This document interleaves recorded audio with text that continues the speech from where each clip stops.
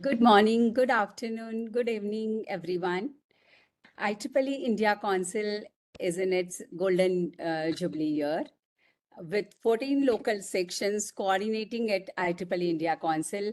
I welcome everyone on behalf of me and Abhishek and organizing team. I welcome Professor Prerna, Deepak sir, Fred, all the speakers, Dr. Amit, Dr. Rajeshri, Dr. Samir, and everyone present over here. As light dispels the darkness, so does the knowledge illuminates the path of progress. Let's innovate, let's discuss, have new beginning, and explore the new chapters in Indian research community.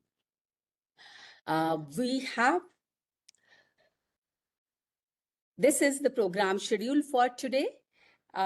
We have opening remarks and setting the context by Professor Prerna Gaur, Chair IEEE India Council, Chair for PACE IAS Delhi Chapter, Vice Chair for Region 10 Educational Activities, Director West Campus Netaji Subhash University of Technology, Chair SAC IEEE Delhi section in the past, and many other ones on her record.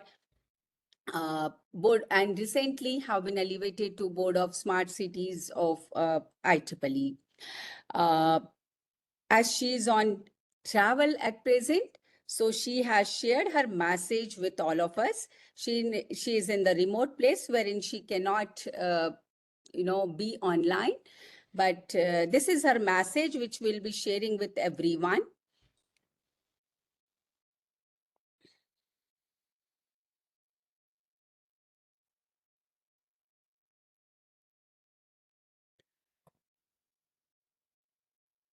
She has said that as IEEE conference organizers, you are more than event managers, you are curator of the knowledge, ambassadors of IEEE values, and torchbearers of professional excellence.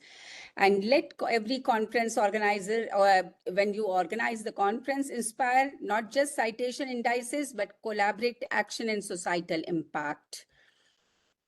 So with this, I thank you for her to Professor Prerna Gaur for sharing her thoughts with us, although we would have been more than happy to be having her to be here, but we'll be sharing all the recording and everything with Professor Prerna Gaur, and I'm sure she'll be happy with the success which we are getting. I mean, number of participants have joined and that this workshop has been recorded as well.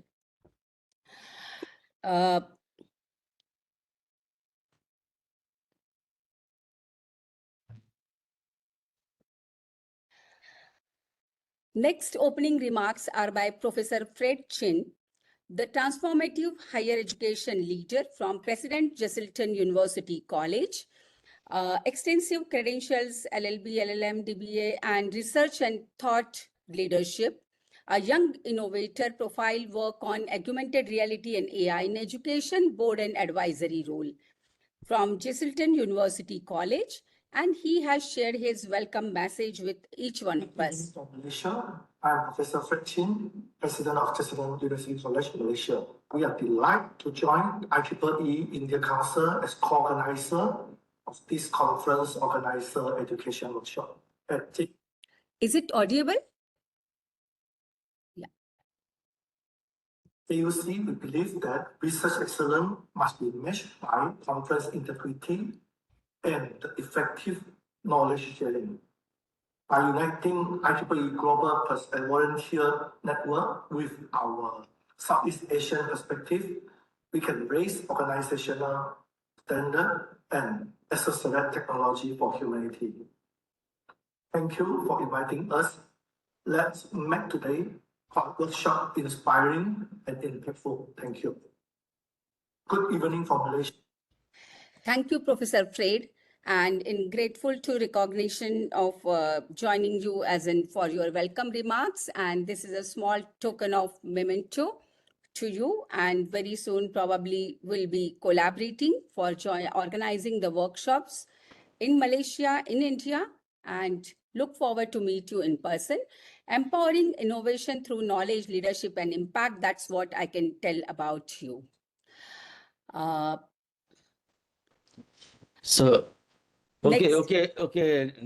Preeti, Sir, let us go directly sir, to the just topic. 1 minute, just 1 Let's second, go to sir. the topic. Sir, Topic. sir, true leadership lies in lifting others and as you rise. And this is very, very true for Mr. Deepak Mathur, who is setting every new milestone and wins the hearts of thousands by his passionate IEEE volunteering and helping each one of us during our crisis, taking many of us to the global level. A seasoned technocrat and inspiring mentor. Over to you, Deepak, sir. Thank you, Dr. Preeti, and thank you everyone for organizing this this workshop. I'm really happy to see that Fred is here, and when I meet Fred, the the topic of quality conference in India is always discussed.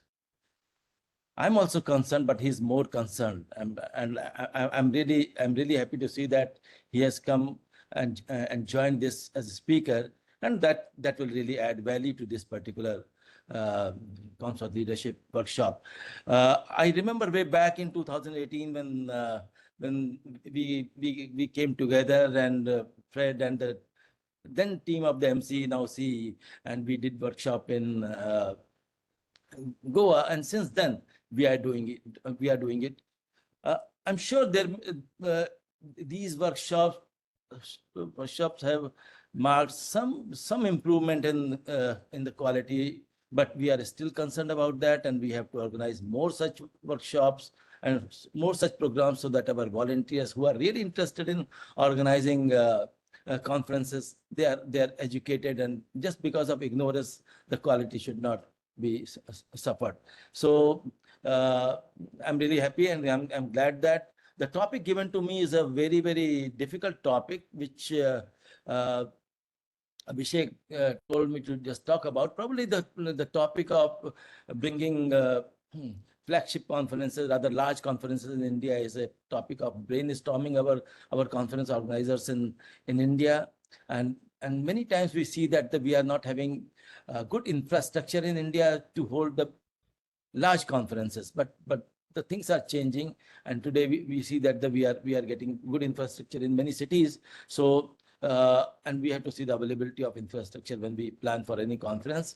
We have to also develop a team which helps us in organizing a big conference and can hold. So we have to come together, and we have to focus, and we have to make a target that what conferences we want to bring to our country, and whether we have sufficient team or manpower or volunteers to bring that. So the collaboration and among section and chapters are also very important. Probably we are working in silos, so we have to work together to bring flagship and large conferences in India.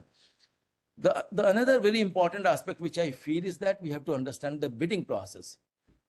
How these large conferences or flagship conferences are bidded, how much advanced planning is required to be done to bring those conferences, and that is again we can go through organizing some workshop or learning from the other places, other organizers. So learning from experience is also very important, and we have to see that we bring all those who have organized conferences in India at larger scale, brought flagship conferences, and also from the global perspective, we can bring CE and our volunteer leaders like Fred to understand that how to bring conferences in India. So it is a topic of a brainstorming, in fact, and topic to focus that, and topic to see that we really do the quality work.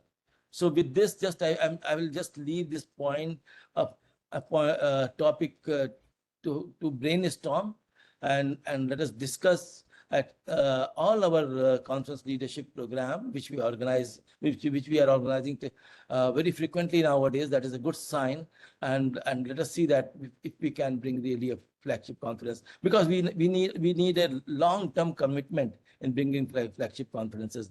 Probably you have to start preparation 3 to 4 years in advance. and then only you can do the works. So with this, once again, I would like to thank the organizers for inviting me and giving me opportunity to speak. And I see the speaker list is very good. So everybody who has joined this program, they are going to really gain, and there will be a good value add to their participation. Thank you very much.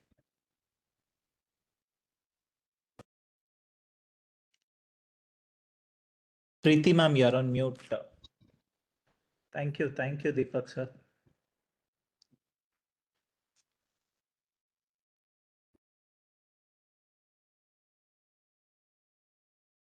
Thank you, Deepak sir. And this is a small memento from our side.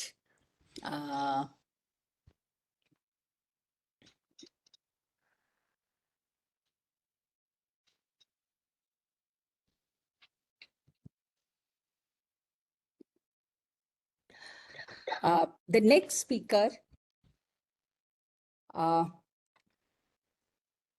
So a legacy of leadership to build not just in years, but in the lives you inspire and the wisdom you share. Very true for Mr. Manfred. And Fred Schneider has worked in the RF semiconductor industry as design engineer and a leader in large and small companies, including RFMD, Coro, IBM, Raytheon, and many others. He has contributed numerous technical articles and magazine columns, have 11 patents, IEEE Life Fellow, and an MTT Honorary Life Member. He has been very active in IEEE volunteer more than 30 years, including as MTT President, IEEE Conference Committee Chair, ICC, Division 4 Director, and Vice President Technical Activities. Over to you, Fred. Thank you so much for sparing your precious time. Thank you for the very kind introduction. And also thank you to Deepak. Last year I was Vice President of Technical Activities and Deepak was Vice President of MGA. And I really enjoyed working together with Deepak on a number of issues. And even before that, we've collaborated on, especially on conference quality. And I really appreciate that if I look at the list of speakers here, we see that we now have many experts on conference quality in India, which shows that we've really made tremendous progress. Okay, so let me share my presentation.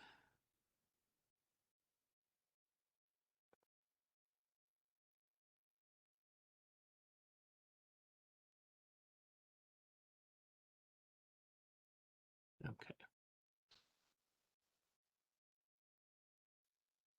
Okay, good. Let me move this out of the way. All right, so I'm going to talk to you about conference publications,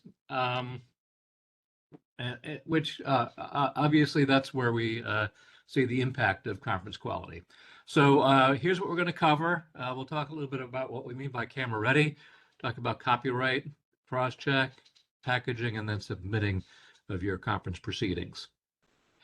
To start out with, I think most people know that publishing your conference proceedings in IEEE Explorer is attractive for your conference authors. It provides good exposure of their work. IEEE works closely with indexing partners such as Clarivate and IET. We will not always be able to get all conferences indexed, but we have a pretty good relationship with those partners. And you can follow this link to learn more about how that works. Okay, so we have the conference publication program, which is how we accept all these conference publications that are sponsored by different parts of the IEEE, either technically co-sponsored or financially sponsored. So in order to participate in this, we need your conference application well in advance of the conference, and then upon submission, a publications form. I'll note that we really want to see a conference application a year before the conference. And if it's within 6 months of the conference, then we get quite concerned about the ability to organize or the involvement of the sponsor in the conference. Okay, so these are the steps after the conference has taken place, or you submit the conference publication form. We need to have all the electronic copyrights. You'll receive a confirmation with a letter of acquisition. You can register and then use PDF Express, which ensures that all the papers will be compliant with IEEE Explore, and then you can submit to IEEE. Okay, so what do we mean by camera ready? It's really kind of an archaic term. It dates back to early in my career when we actually created large sheets of paper called galleys that were actually photographed. And that's what was submitted. We don't do that anymore. Everything's become electronic, obviously. But so what we mean is this is a completely ready document, ready to be published. So it has the correct formatting. It's been well edited, ready for inclusion in Explore. So what it means is it's the final version, the version of record of your paper. Copyright. So IEEE requires a copyright for all the papers and conferences that it sponsors. So in order to get Explore, typically a copyright is needed. We've simplified that process with an e-copyright. So when you register your conference, you can set up the e-copyright to transfer copyrights from each author. So that should be relatively straightforward. So as I said, this is automated. So once you get your application and get the letter of acquisition, then you request e-copyright. An email is sent to the publication chair by CEE. And then once you register, then the chair will receive the information from IEEE on how to set up the tool, either through a submission link or through an upload tool. So relatively straightforward. This is what it looks like. And I think in general, authors find this a very, very convenient way to handle the copyright. Let's talk a little bit about cross-check, which is our preferred plagiarism checking tool. So cross-check is available for free to all conferences that are part of the conference publication program.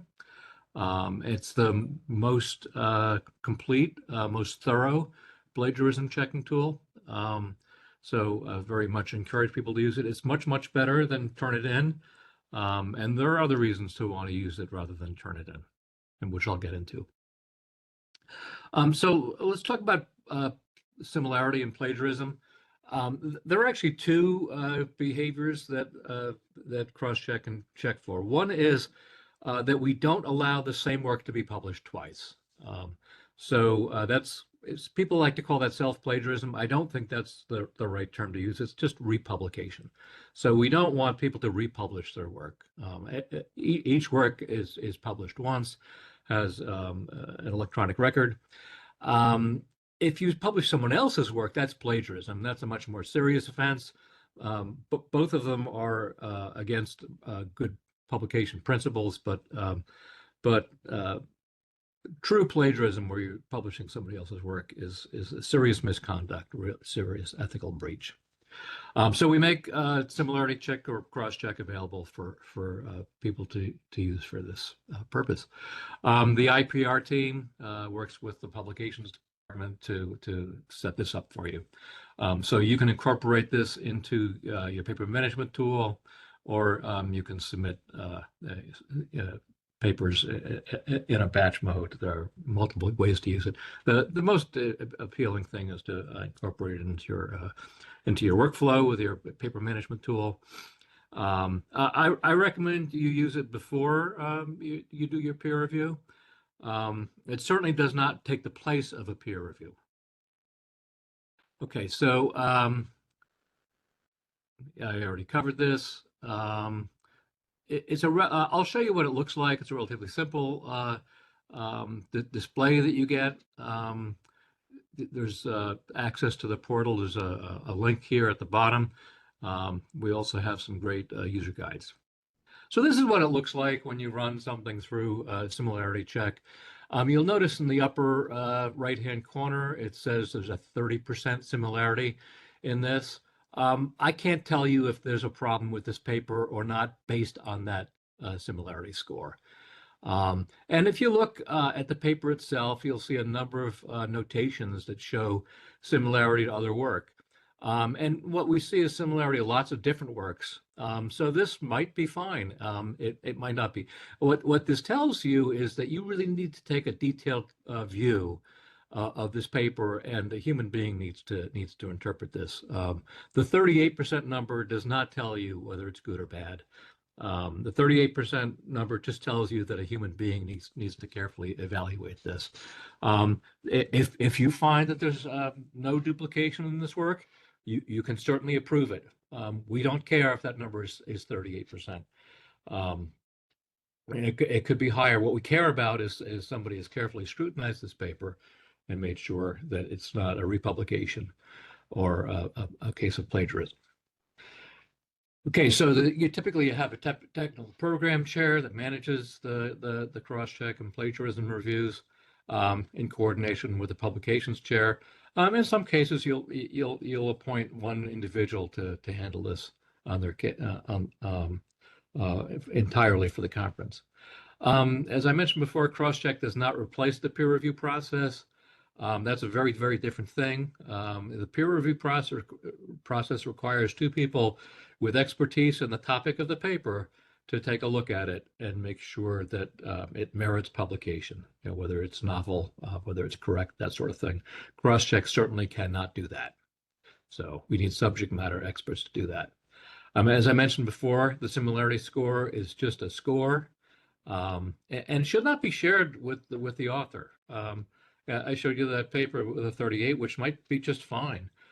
We don't care if it's 38. If you can submit it at 38, we don't want you to go back to the author and say, get this below 30. It's not relevant. And 30% is not an accept reject number. And it's another reason we don't want you to use turn it in, because then you can have this interplay with authors, which just is not appropriate. If you find too much similarity, you can tell the author this is too similar to your other work. If you find plagiarism, then you should report that to the IPR office. So this is available to all conferences, provided that you publish in Explorer and we have the copyright. Okay, so when should you use it? It's separate from the peer review process. My preference is that you do this before the peer review process.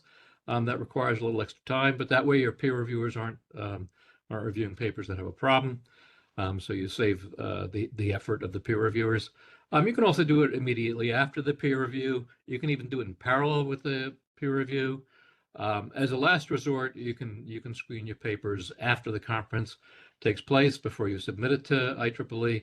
It's not ideal because then you might have poor quality material presented at your conference. But that is always a possibility. But all work needs to be run through a similarity checking program, and we prefer cross-check. Okay, so let's talk a little bit about packaging and submission. First of all, we have publication templates available for conferences, and we strongly encourage conferences to use these. This guarantees that the formatting of the papers will fit in with everything else that's in Explore. The templates have good instructions within them to help the authors understand how to make a compliant paper. And so it's probably the simplest way to make sure that the papers you submit are appropriate. And you see a link down here that provides you some guidance on the guidelines that you can share with your authors when you provide these templates. We also want to make sure that the PDFs are compliant. So there are a bunch of different ways you can create a PDF. We definitely want things run through PDF Express, which is another free tool to ensure that the documents all will render properly in Explorer. So please make sure that that everything goes through PDF Express. And once again, we can help integrate this into your workflow. Okay. And then submitting the final conference content. So we currently use the packing list generator. We are working on an updated replacement for this tool, ideally working with your paper management software and automatically collecting the information. But at this point, we still use the packing list generator. Packing list generator, you need to make sure that we account for all the different files you're going to submit. We want to know, what is front matter? So, table of contents, things like that, a cover page. So we want all that content, but that gets handled differently. The real papers require a subscription to read. The front matter is available for everyone. And the abstracts for every paper are available to everyone. Please make sure you note that all correctly. Make sure you have the latest version of the packing list generator, and then we have a checker to make sure that everything's correct before you submit. And then you need to create a zip file that has all the Explorer compliant PDFs of all the papers. Complete set of instructions are available through this. It's a little complicated the first time you go through it. So there is guidance to help you with this. So before you submit, review the final accepted papers. Make sure there aren't substantial changes from what was, the peer review process. You reviewed a paper, then you ask the author to make a final version. Make sure the final version doesn't differ too much from what was reviewed, unless the reviewers ask for some additional content. We have found that this is a time that's occasionally authors will misbehave. So we've seen cases where authors have inserted multiple citations to their own work, not related to the paper that is being published, but it was done after peer review. So the peer reviewers didn't notice this. So we do see this as an opportunity for misbehavior. So please, somebody should take a look at all the papers and make sure that they're reasonably close to what was expected after the peer review. And make sure you have the e-copyright. Okay, and then you're ready to upload the content to IEEE. Once again, here's what it looks like. You can find information at this link. Here are the various, here's a summary of all the various resources that we have for you. So make sure that you're familiar with all of them, and by all means, take advantage of all the resources we have for you. So here are some good websites with basic information, links to the various tools. Make sure you're familiar with this. We also have some training resources available on CLE, the Conference Leadership tool. And then finally, CEE has a good set of support resources available for you. So don't hesitate to send a message to events@IEEE.org with any kind of general question you have. If you're having questions about what should be on your conference application or your publication form, or how to use one of these tools, please reach out, and we'll get you the assistance you need. And that's it for me. So thank you very much for your attention, and look forward to your next conference, and please let us know how we can help.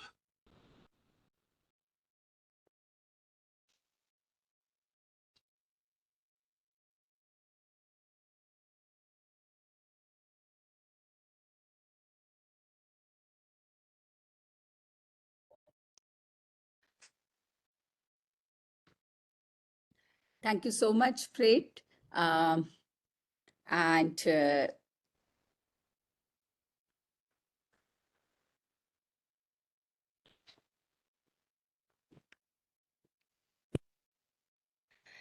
this is a small memento to you for in recognition to your inspiring talk and covering a complete package of conference organization.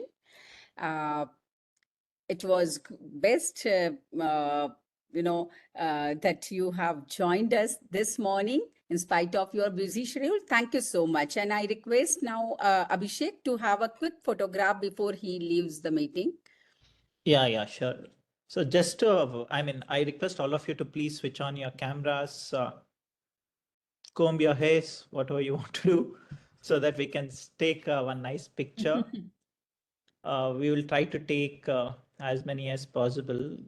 So please switch on your cameras. Just a heads up that there was little changes in the schedule. We are dynamically updating based on speakers, but we'll ensure we'll cover all the topics what we have promised. Yeah, I see a lot of them. Okay, a few more, then I'll have a nice picture. Almost, I can see around 50-55 people have already switched on. So look at your cameras and give a wide smile. I can't see few teeth. Yeah, 1, 2, and yeah, 1, 2, and 3. I'll take one more. 1, 2, and 3. Smile. I will see if I can get some more people. Okay, I have few more people. 1, 2, and 3. Okay, few of them have not switched on. Whoever have switched on, I have taken as big as possible. I can see almost 50-60 are covered on my laptop. Yeah, with this, I guess to save bandwidth, you can switch off the video and we will resume the session. Next, we have, yeah, thank you, Fred. Thank you. Thanks a lot. And you can stay however long you want. And I know you have some other commitment, but it would be good if you can stay for a few more minutes.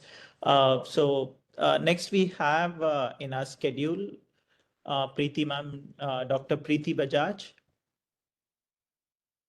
So, Okay. ma'am, should I share my screen or No, I have. you have it? Yeah. Yeah. So you can keep checking the schedule dynamically. So we have with us Preeti ma'am. All of you know who Preeti Bajaj ma'am is. So she is the chair-elect of IEEE India Council, and she's a well-known dynamic leader of our community. She's also in the BOG of Education Society. As a day job, she's director at GL Bajaj Institute of Technology and Management, Noida, and she has multiple awards to her credit, and she was also vice Thank you. chair of Thank Region you. 10. Thank And you, over to you, Abhishek. ma'am. Yeah. Yeah, thank you, Abhishek. So good morning, good afternoon, good evening, everyone. And once again, welcome to this conference organizers education workshop. The topic given to me is why conference quality do matter and future of IEEE conferences in India. It has two parameters, like one is conference quality and the issues, and then future of IEEE conferences in India. So my complete presentation is focusing Indian education scenario and the research domain. And it's very easy. Probably we all know. I just have compiled and trying to showcase. And I would request all of you, if you can write some questions in the your panel, so that I can respond to those questions as well. As presentation has not significant new points, but yes, these are burning issues which we all have to address. So what makes the conference quality to be high? So we have peer-reviewed publications, papers, renowned keynote speakers. We invite strong technical committee. We maintain the high ethical standards. We check, as Fred has just mentioned about similarity through various softwares, and then good indexing, which gives you good recognition like Scopus, Web of Science, or then network. We get in networking, for which initially it started with that we should publish in, we should go for conferences because we get immediate feedback, we get in good review, and we collaborate with people who are working in the same field. And that gives us, networking, you always will grow. That's a basic concept of growing together.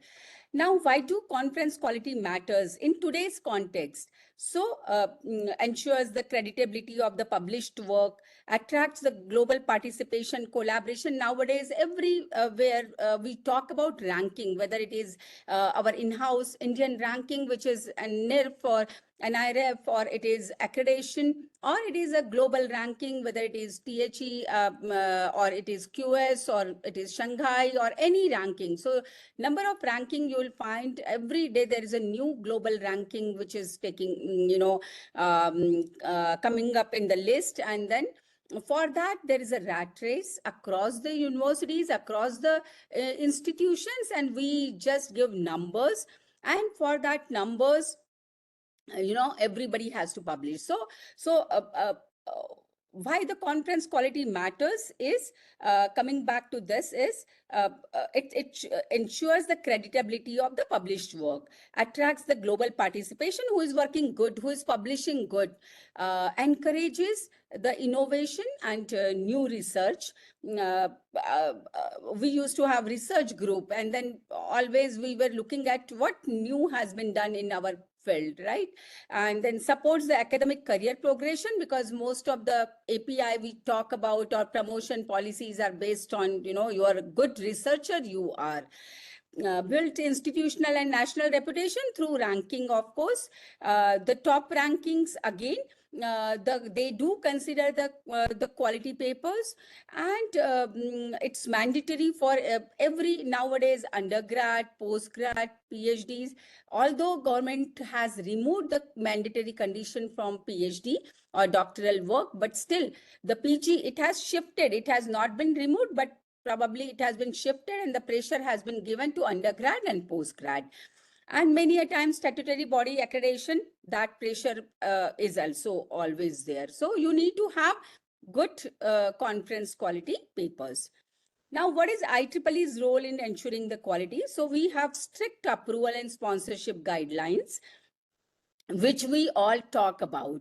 Many a times we don't accept that those norms, but then yes, this strict approval and sponsorship guidelines has only ensures the quality, and mandatory peer review, similarity check through various software, and then IEEE technical co-sponsorship process.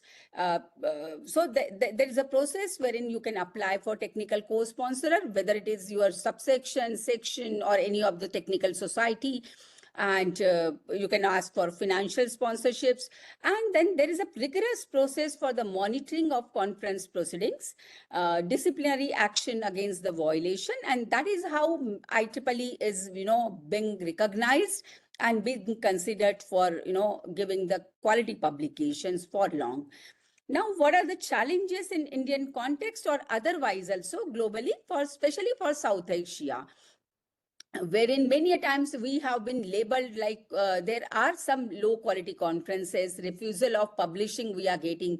Why so? So predatory publishing we get in, poor peer review process, lack of academic recognition, many a times misuse.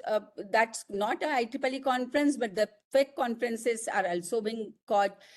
No senior academician speakers, no norms are being followed, no relevant track. It's a general, and then, even if the conference name indicates the focus conference, the papers are not aligned to the track, not aligned to the conference theme, and unethical practices by the organizers, and no presentations, just acceptance, no peer review, absence of mostly first authors, which is being seen nowadays.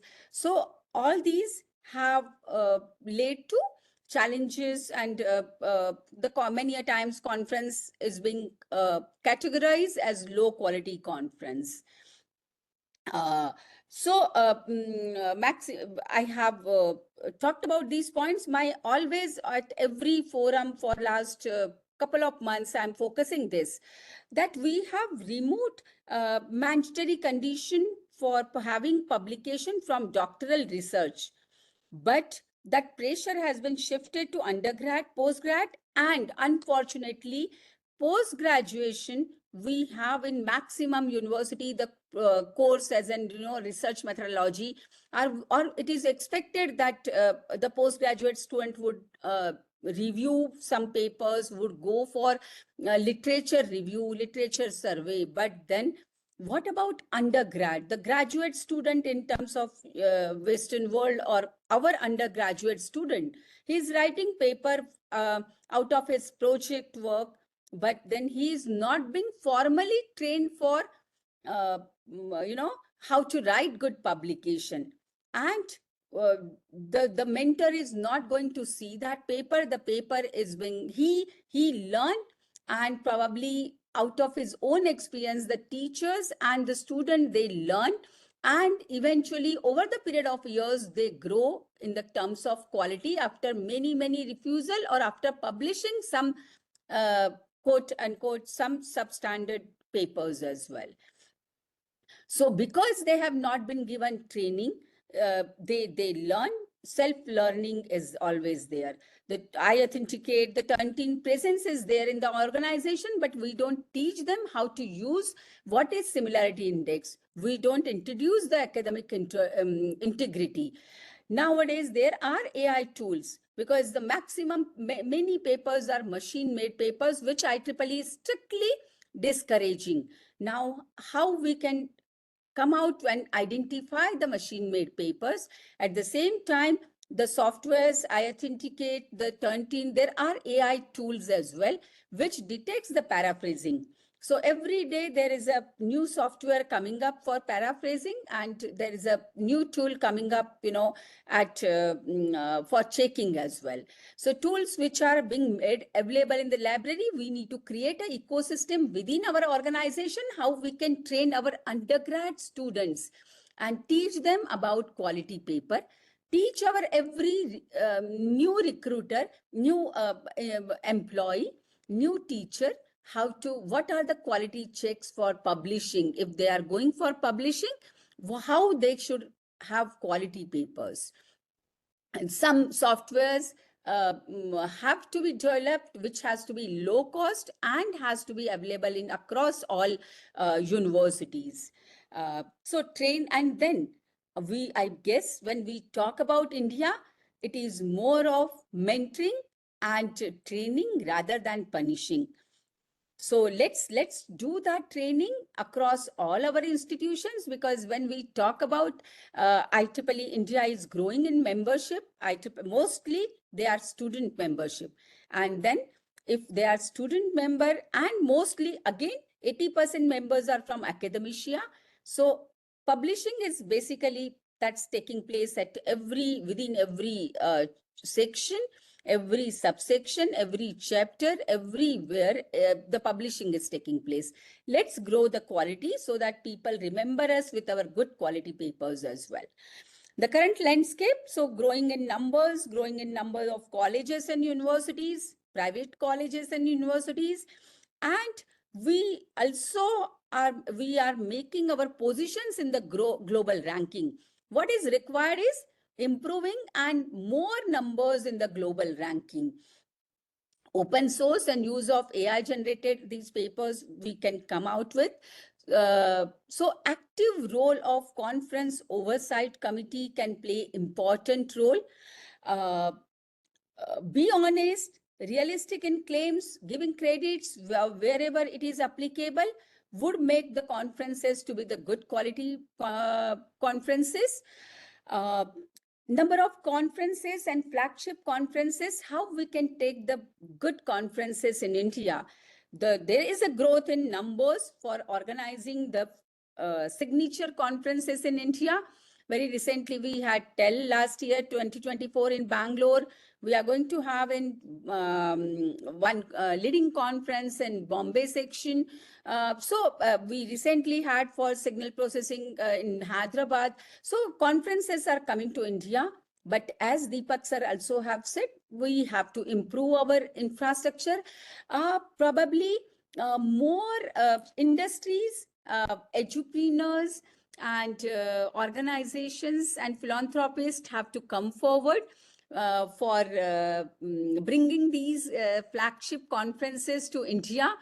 And the faculty members should be ready and devote some time for reviewers and TPC members. We need to educate our researchers about ethical publishing, and we need to learn to report about unethical practices as well, encouraging the interdisciplinary theme and diversity. I'm sure with all these efforts, we'll have all more and more flagship conferences by societies and region coming to the India. And I'm sure with this, and IEEE is always committed to upholding the standards and conference quality, which directly impacts the research and innovation. So I'm sure with your efforts, when you bring the flagship conferences, people will have exposure to global leadership, global practices, and more will be, motivated to organize such conferences. Let's shape the future of IEEE conferences together. Let's have IEEE India Council's role to be more stronger. And a committee can be there at section level, India Council level. We can identify the senior faculties, academician, industrialists who are associated with different societies and technical councils to be on board of governors who can bring more and more conferences to India.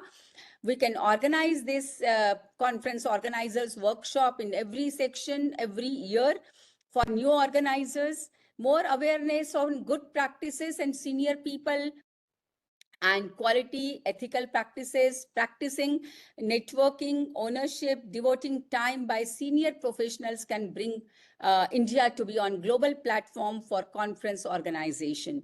With this, thank you, and I can take up 2-3 questions if required. Thank you so much, everyone.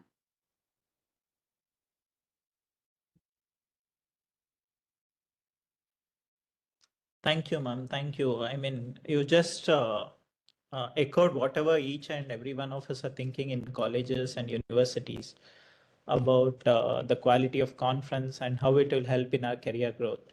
Thanks a lot, ma'am.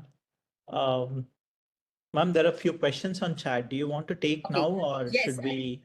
So we have 2 minutes. 6:20 Sure. is yours. So Okay. I can take up 2 questions. Sure. Is the review under double blind? That's one question. Okay, so let me see. Yes. How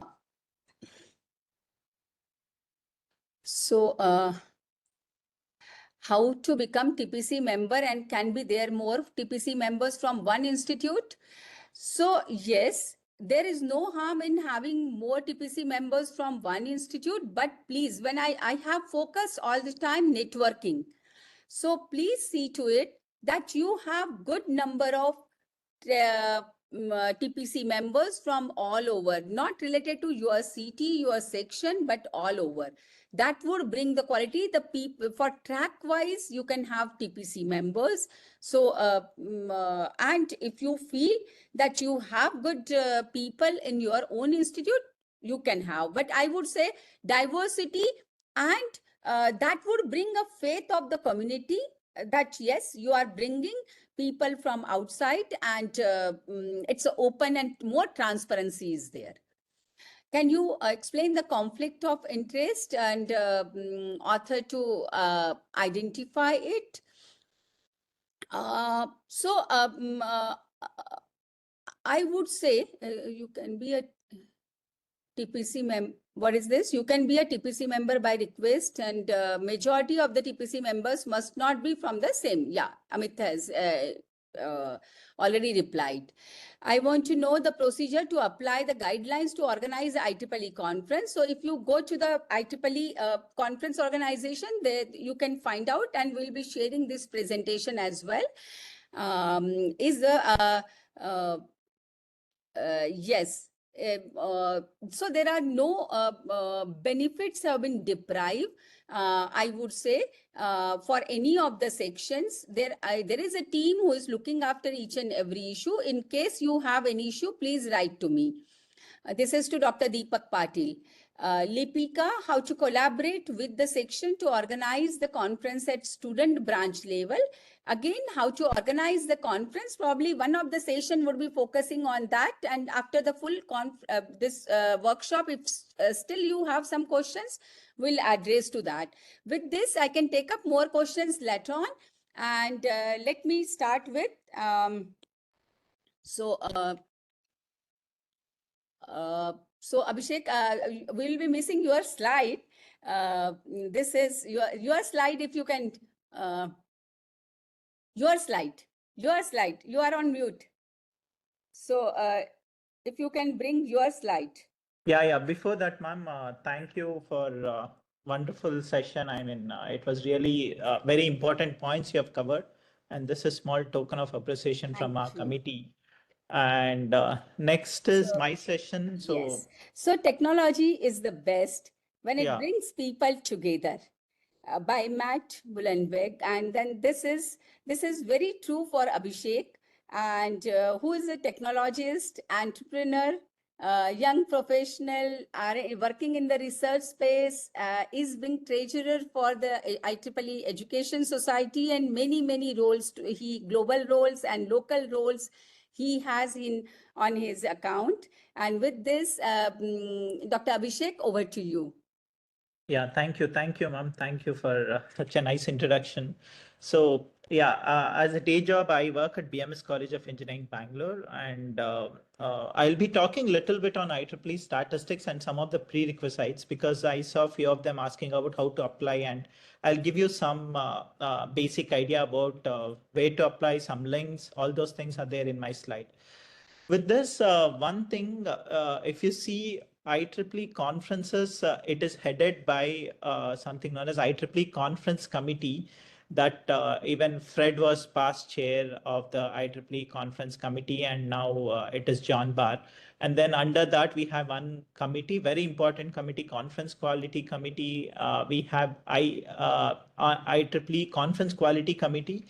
In the three subcommittees, one is Technical Program Integrity Committee. You will hear from the chair of the committee, and then Conference Application Review Committee, where I am part of it, and Conference Organization Integrity.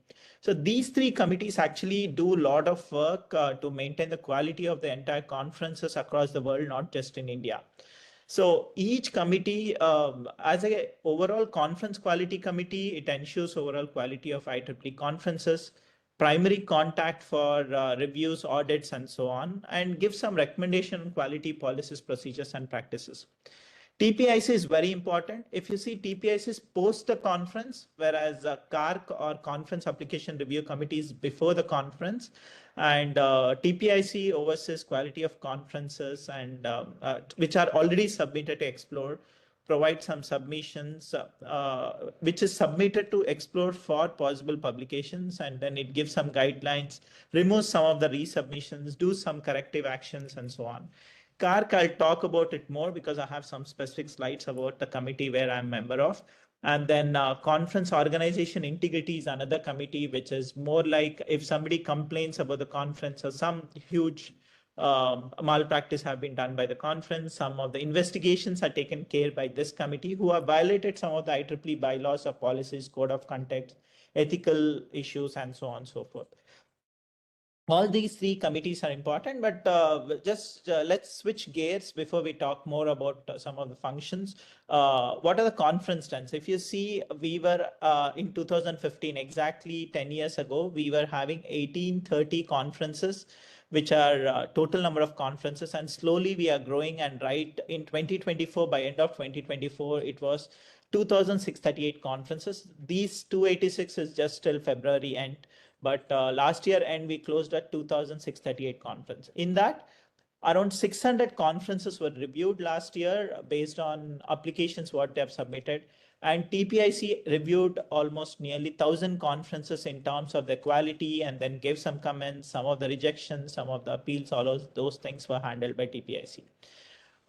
If you see some of the statistics, total number of conferences till March 2025, which are approved in 2025, is 2,306. 600,000, almost 6 lakhs participants across 100 plus countries, and 286,000 technical conference papers and 1,468 non-IEEE partners. For example, if say my organization or your organization is not a IEEE OU like section or your student branch, but their partner, like your college, is a non-IEEE partner. That's what we meant in terms of non-IEEE partner. Total number of IEEE conferences, if you see in 2025, which was financial sponsorship by society and councils, 705, and around 460 plus is financial geo units, and technical society and council sponsorship is around 450, and 600 is technical geo units. This is still March 3rd, 2025. I couldn't get the another 3 months of data. This is another interesting slide. So in terms of size of conference, I saw one of the participants was asking how many number of, can we limit the number of papers, number of attendees, and so on. Interesting thing which you have been seeing, if you see across from 2021 to 2025, the maximum number of participants are in the range of 100 to 300 or 299. That's where number of participants. But if you see 2,000 plus, there are few percent of conferences which are part of IEEE, like ICASP and many other such conferences, GlobeCom, such a huge sensors and huge conferences. But if you see less than 100 and more than from 300 to 500 is around the same range. But 69% of IEEE conferences are less than 300 attendees. So I've seen many of the conferences, first time conference, they try to do almost like 1,000 papers and all those things, which is kind of, it raises eyebrows for many of us, saying first time, how could you attract so many papers? Was it of quality and or not? This is in terms of some of the activity report in May 2025. We as IEEE India Council, or all the sections under India Council, we come under Region 10 as on today. And the number of conferences we have financially sponsored is 392 and 706 is technically sponsored. To just give clarity on financial and technically, I'll talk about it in some time. And then 2021-25 top 5 Region 10 conferences. First was in China and second one in India. 1,178 conferences we had organized in last 5 years, which is again a huge number. Top 10 region 10 countries with greatest actual papers per conference. If you see India, it's 158,000 conference, 158,000 and 170 papers per conference at an average. Financial income, yes, India has a good amount of financial income, but not as huge as China, Japan, and other countries.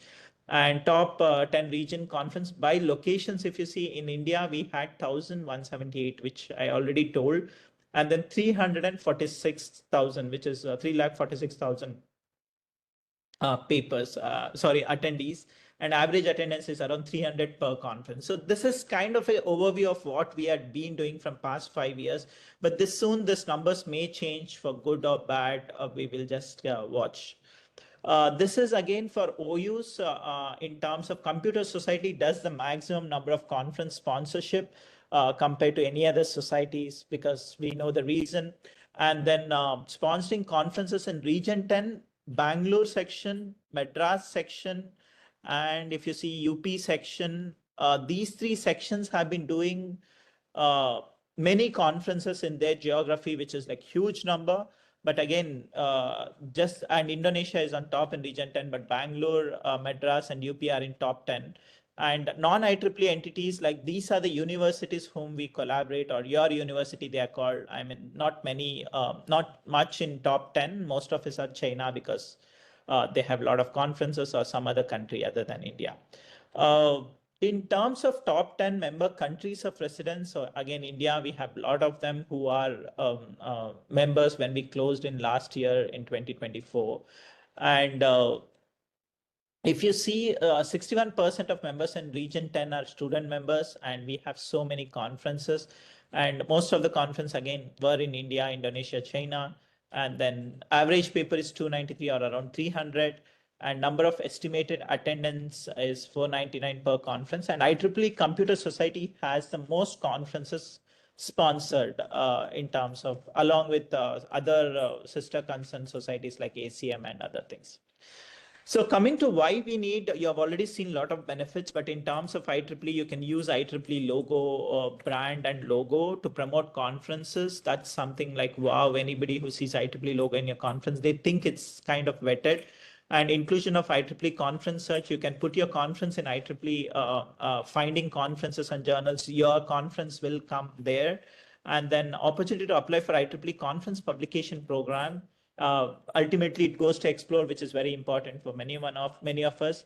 And financial sponsorship, sponsored conferences like sections and student branches, societies does. There is insurance liability already taken care. You need not again take one more insurance for that. So you will get a lot of free things like e-notices, like you can send to India Council pages, 5,000, it reaches nearly 1 lakh people, or your sections can send. Membership verification, we have membership validator, which is part of IEEE tool. Publication tools like similarity check, which is completely free if you are approved conference of IEEE. PDF Express, again for formatting and giving some errors to reformat your paper, it will give you some guidance, that's again free. So as a member, main thing why we should participate in conferences, you are able to, meet people, network with people, meet with experts in your own community or in your own field of engineering. So coming to sponsorship, we discussed about it. We have two kinds of sponsorship. One is sole sponsorship. Example, now, for example, your section is doing a conference and complete 100% financial sponsorship, any deficit or any surplus is completely retained by IEEE itself, your section itself. And then financial co-sponsorship is again, it is like you, your college can financially co-sponsor like 90%, 90% your college, your a section, and 10% will be your college or somebody else. At least one OU should have financial co-sponsorship and rest can be there. You can also have from non-IEEE OUs itself, like computers, like we do one of the conference in Bangalore where we have IEEE Bangalore section, Women in Engineering Affinity Group, and then maybe Circuits and System Society. They share sponsorship 75%, 25%, something like that. And that also is there. But they have to share not just financial, but also administrative aspects and a lot of other things. The one which is very common, which we have seen in India, is technical co-sponsorship, where there is no financial involvement by IEEE OU. IEEE OU in the sense your section, your society, or any of them, or your student branch. It's purely by college, where they completely own 100%, which means any surplus goes to the college or the university which is organizing, or any deficit, it has to be managed by the conference organizers, that is the college or university. Whereas technically the section or the society whoever is involved is completely responsible or have to take share in the responsibility for quality of the papers and the entire technical program. So we'll have MOU. That's what we sign usually by all the section leaders along with the conference organizers. So non-IEEE conference also, there are some technical co-sponsorship which is given, but this one is not that famous in India as such. Very important, we need IEEE brand to be protected. That's why there's a lot of do's and don'ts and a lot of checks, which have checks and balances, which happens throughout your conference, before, during, and after your conference. And the IEEE as such gives you instant credibility. So TCS already know, if you're a technical co-sponsorship, you have to pay $1,450 for the CE conference. You will be getting invoice from headquarters from US, and then you have to pay $1,450 per conference and $22 per paper. And this is from 2023 January, and this is for all the conferences which are technically co-sponsored. This is post the conference, not before, because we don't know how many number of papers you'll be accepting and presenting. However, if your conference, this is something very cautiously I want you to understand, is that if the conference gets rejected, you are TCS approved, still you have to pay this much of money to them, even if it doesn't go to explore. So be very cautious about the quality which you have to take care. A couple of more slides. Non-IEEE sponsors are some of the sponsors you can bring. Call them as contributor, patron, supporter, and sponsors in your website, but you need not declare them during the application submission. So where do you submit? If you have a nice link, just say IEEE conference application, you will get in Google, and then you fill all those details. It usually has who is your sponsors, who is your who is the conference chair and technical program chair, technical co-chair, TCS, who manages technical program, as well as TPC chair and some information contact, general chairs, all those things you just put and give some ideas on how you will be managing the conference. Few of them gets directly approved, few of them comes to our committee, we see, and we will approve it. Usually how much time, because we have seen people just come 2 months before, 3 months or 5 months before, say they want to actually organize a conference.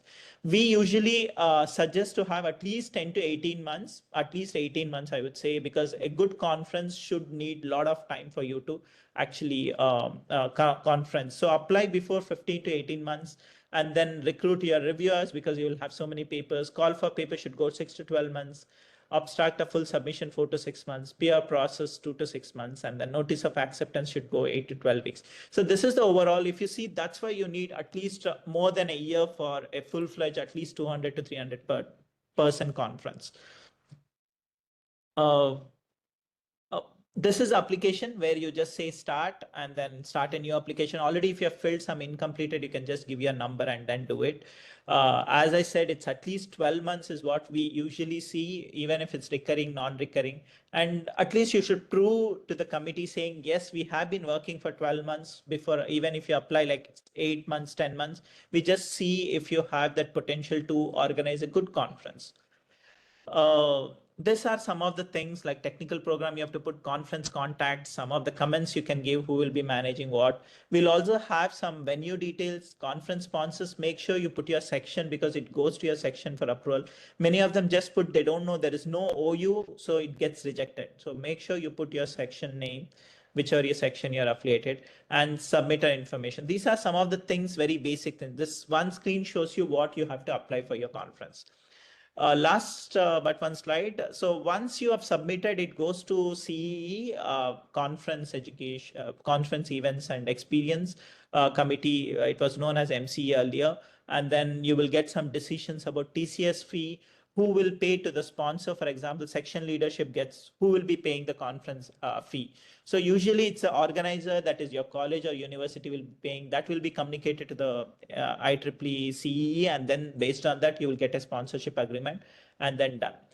Many a times it gets delayed because the sponsors, that is your section, wouldn't have told who will pay the sponsorship fee. It's conference organizers or the section that you have to tell. And section wouldn't know if you have applied for conference. That's again a flag. So please communicate your section even much before your application, and it will take missing applications also delay. So these are some of the regular things which we usually see why it gets delayed. After that, the section gets, and your OU, your sponsor, like your director or principal or someone gets this email as per what you have submitted, and you have to either approve, decline, or assistant information needed. If you directly send this, if they get section gets directly this, then they may approve or decline. If you have already communicated saying that I have applied, then they'll approve it because they would have taken some information. If not, they can decline or ask for more information. So once after that, you will get your conference approved. It goes to conference website and everybody knows about it. So one slide about CAR. So Conference Application Review Committee is a committee where we actually sit and review all your conference, most of the conferences which comes to us. And based on sections, it is divided to members. And we actually see the conference if it has some red flags or if it can be easily conducted by. the organizers. So usually conferences okay, I guess I had one slide remaining. Just a second. Let me share again. Maybe some error. Yeah. So usually it comes to us. What we see is, in case the conference is having good leadership, good researchers, and TPC is good process. The program is well defined. The deadlines, the fees is good, and they have given some discounts for IEEE. These are some of the things we'll see: their website, their applications, and previous conferences. If it has been flagged, all those things we'll see, and then we will elevate it to CQC if it is not so good. And if not, we will just go back to section and organizer saying, oh, this is really good, but this is something which is missing, or this is something which you have to take help from your section. We usually reach out to section leadership saying this particular conference has come, they need some training. So we usually don't reject. It's only the section leaders, they will reject. Our primary goal of this committee is for education and training, making sure that you do very good conference rather than end up in some complications or some repercussions. So with this, these are some of the applications which we did in 2024. I already told we actually scrutinized 613 applications. We have 9 members in total. Again, these are some of the websites which you can refer. And I guess this was my last slide. And any questions, we can take it further. Now I give back the mic to Preeti ma'am to introduce the next speaker. Thank you. Abhishek, can you make Preeti ma'am co-host, please? Okay, 1 second.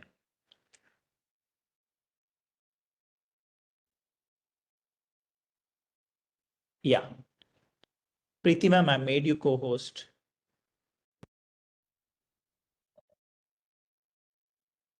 Yes, now I can unmute myself. So thank you, Abhishek. That was very, very enlightening. People have seen the conferences in India, abroad, how many conferences, all statistics, the processes, some doubts why this gets stuck and not approved. It was great presentation. And the next presentation we have in series is 6:45 is by Dr. Rajeshri. So before that, if you let me share the presentation.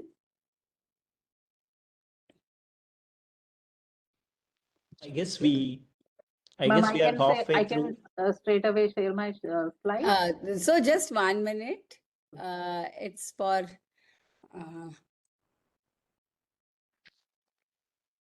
so thank you so much, Abhishek, once again, and a small token for recognizing your wonderful contribution in today's workshop. Thank you so much for taking all the leadership and taking all efforts to organize this workshop as well. Thank you, ma'am. Thank you.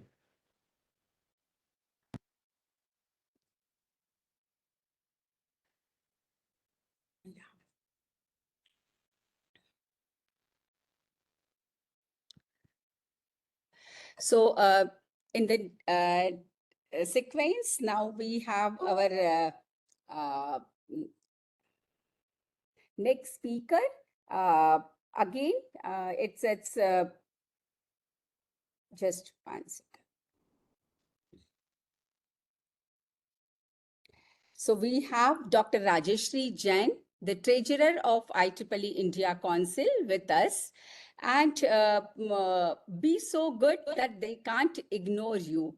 This is by Steve Martin, and this is very, very applicable to Professor Rajeshri Jain, who is very, very innovative, enterprising again, lot of learning from her. More we meet her, and we understand such a, with being so soft, how you can be so innovative, so enterprising, and her official introduction. So she is treasurer of IEEE India Council, had been accomplished academician and professor of Symbiosis Institute of Computer Studies and Research at Pune.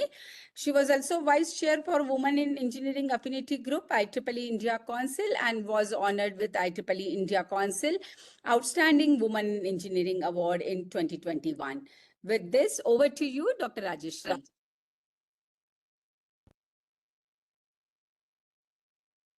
Yes, I think my slides are visible, right, ma'am? Yes. Ma'am, thank you so much. You really made me very emotional by that humble and very elaborate introduction of mine. I felt honored to be here. And then good evening to one and all. We have a very nice gathering today. I can see more than 200 plus, which in itself speaks the kind of need of conferences in India, as well as the interest which people have in understanding about the conference. Hope through this conference organizers education workshop, we meet your expectations, and we are all available for any of your requirements even in future too. So with that, half of my work I would say like Abhishek has, but I would like to walk you through the conference finance. Like this is one part which most of, especially when we talk about in the institute, when we make committees, the people will be very happy to take up the other committees. Finance committee, there's always hesitation among people. But then this, if you look into the details, it's not a rocket science. So people who are in STEM area, like playing with numbers is a difficult task. So let me walk you through the kind of financial requirements that are needed to even before you submit your conference application. And the last thing that you would do as a closure of your conference activity is again closure of finance. So that means this is there with you since the beginning till to the end. So I'll walk you through some of these content, and I have taken most of these content from the IEEE CE website, and links are also available. I have already uploaded the slides for your reference even in future too. So some of the things like building the budget itself, how are you going to build the budget, and then type of bank account that you might need for depositing or rather collecting all your money through registrations, through partnerships, through donations and grants, and also determining the registration fees. So, like IEEE conferences attract good registration amount. So we can we'll look into it like how one can set up these fees. And also, it's very important that the first thing that we undergo when we want to apply for a conference is a contract. So the application which Abhishek was sharing is about going into a conference contract with IEEE, with another host organization probably, and tax information, closing of conference, and conference audit. So building the budget, in between I might change my slides and I may take you to an Excel sheet also. So first of all, while building the budget, you understand that it's important. The budget comes from the kind of legacy the conference has. For example, what type of conference it is. So when we talk about Rajeshri ma'am, I'm sorry, I mean your video is off. Can you switch it on again? I'm sorry for that. Okay. Yeah. Is it on now, sir? Yeah, now it's okay, ma'am. Yeah, please. Thank you. Okay. Yeah. So before building the budget, so have in mind some of these pointers like nature of the event. So when we are talking in this particular gathering, we are talking about research conferences. So other than research conferences, we also have like leadership summits. For example, some of you might know IEEE ILS is a very popular leadership summit which happens across the globe, including ILC as a major event that happens in US. And also historical precedences of these events, because earlier speakers have taken names of number of conferences like ICAS or GlobeCon. So naturally, these conferences would have the budget of their own type, and location also matters, especially when you go with a host organization. Then cost of doing your conference, especially for the venue, might be very different. So the location that you chose also matters while you prepare the budget. And as Preeti ma'am was also talking about, like the requirement of writing papers has gone to UG, PG. And you know, we are one of the largest country in terms of population, in terms of engineering education, or in terms of STEM education as well, if we see. And not only that, the number of IEEE members in India are also, we are almost now 1 lakh. So out of which many of them are UG and PG students.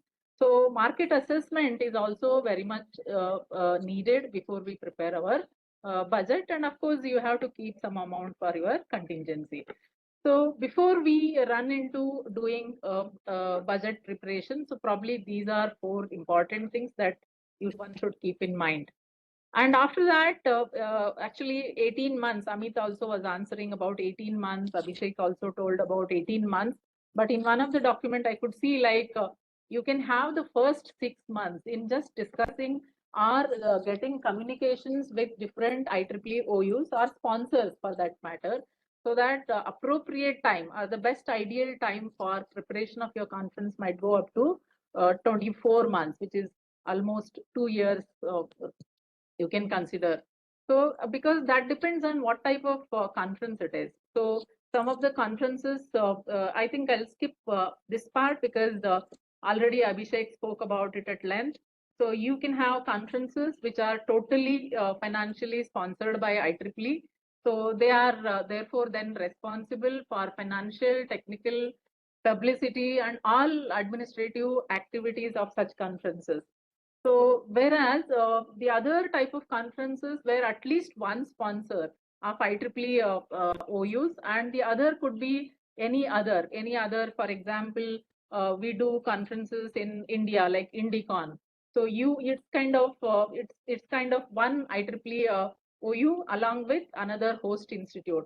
So that's where you can have a co-sponsor as another organization. So that could be the second type of sponsorship you can go with. And then, as already discussed earlier, the technical co-sponsorship, which is very common in India. So wherein IEEE do not have any kind of financial liability towards such conferences. When you're talking of financial co-sponsorship, at least some percentage, like 80% of IEEE and 20%, or it could be like 50% of such liability. Liability, when we talk about, is sharing in the surplus as well as in the losses in cases of losses. So that is financial co-sponsored conferences, and we find almost statistics, I think already Abhishek has shared. So we have both technical co-sponsored conferences and financially co-sponsored conferences as well in India. So the other important aspect, when you once chose sponsorship, then you will be applying through the MCE application, conference application. And then in that, you have a field like the registration amount. So then that means you definitely need a bank account. So these are some of the type of bank accounts one can consider. So you can open a new account in case if your IEEE OU already has a PAN and designated signatories. So you can open another ledger account or an account in the name of the conference, or you are co-hosting it with another university or any non-profit account is also okay.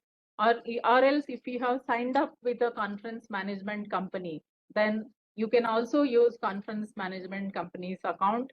And sometimes, like for example, IEEE India Council has a bank account which we can use, or we can provide support to IEEE India Council designated conferences like IndieCon or IndisCon, but you have to have prior approval in such cases. But if you can see, in all these cases, you need an MOU, which is very necessary. A fiscal MOU for co-sponsor is necessary, as well as an approval for using Geo Unit account is also very necessary. So whichever account you use, remember after the conference within 6 months, you have to close the account with total compliance, regulatory and other compliances. So that takes me to walk you through the determination of the registration fees. So again, if you open any conference, IEEE conference, you would find generally these categories, isn't it? IEEE member, non-member, IEEE student member, student non-member. So then again, in India, if you see, we also have academia and then industry. So you can bring in some differences among all these categories of registration amount. And how do you decide what should be an amount for these categories? So again, you may have to do a historical study here. Maybe the conference is an old conference, you are hosting it 10th time, 11th time, or second time. So a certain legacy is already available, so you can look into it. And you can also look into like how many exhibitor and in India, mostly we call sponsors. These are the other than financial liability sponsors. So if any such additional income is there, and then how many people you had already had in the past. So what amount of kind of social events you would be planning? Do you have to have accommodation and other things taken care of? And what about the legal regulatory compliances like taxes? So considering all this, you may have to decide on do a reverse engineering and do decide on the numbers. So some of these numbers, if you see, I think I have taken from one of the ongoing conference. So you can see for industry, academia, student, which I just said common categories in Indian IEEE conferences. You can see the range is about this much. Okay, so that is one thing that you can see. The numbers doesn't matter because you have to come up with your own number. So you may take these as guidelines, but your conference is totally your plan. So therefore, you have to decide on these based on some of those parameters which we just discussed. But one suggestion or guidance which comes from rather IEEE, I would say, like is you have to have at least 20% of difference between member and non-member registration fees so that your membership development can also take place through these conferences. And it is also necessary that all these conferences should have a membership development booth to encourage delegates come forward, understand more about IEEE, take up IEEE membership. And if you are from an IEEE, say academic institute, see to it that how you can become IEEE student branch or you can start a student branch. I could see some of the questions which were there in the chat on student branch. So yes, that is also possible because conferences are meant for networking, and IEEE also looks forward for increased membership development during the conferences. So one of the other thing is IEEE life members, like can also be considered as par with students, or reduced membership fee is also recommended in IEEE, especially sole sponsored IEEE conferences. But it is always a better or good gesture, even if you want to do it at any other IEEE co-sponsored conference too. So as I said, like we do have a lot of other scope other than registration fee. One area of your income is coming from registrations. The other is you can reach out, like you can see I was closely looking into some of the conferences like MapCon. So you can see a lot of interest among the R&D labs or the corporations or the companies. They come forward and then they actually are interested in doing a lot of things along with your conference. So their interest could be on any of these. You can see they just want to have their own brands, I mean branding activities, or they are looking for talent recruitment. I was before just doing this preparation of this slides, I was looking into ICAS conference website. So they do have bio collection. They also have career fair for students and then researchers. So they are definitely looking forward to have in one place such kind of talent hunting. And as well, research is, like cutting edge research is presented. So they might be looking for that. And then standards is another group. IEEE works very closely with. So standards development, and apart from that, you can always depend on them for their CSR activities, their own product showcases. Like even when we have a student congress, for example, people can come up and put up their own kind of products. For example, we had a government organization, research organization like GMRT in Pune, putting up their whole setup, as a they have big antennas. So it was such an attraction at the location. So they might do those product showcase, or think of ISRO coming to your conference as a such exhibitor. So they have so many things to showcase. So I think this is another source of income for many of our conferences. And while you want to approach them, so there are two things that one can prepare. And I know like somebody will talk about call for papers, how it should be prepared. So what I will be showing here is we also need along the lines another brochure called as brochure, which will go to such kind of revenue generation. So and through this brochure you can approach them, and that means parallelly you have to prepare. That's the reason you can then approach companies parallelly along with your call for papers.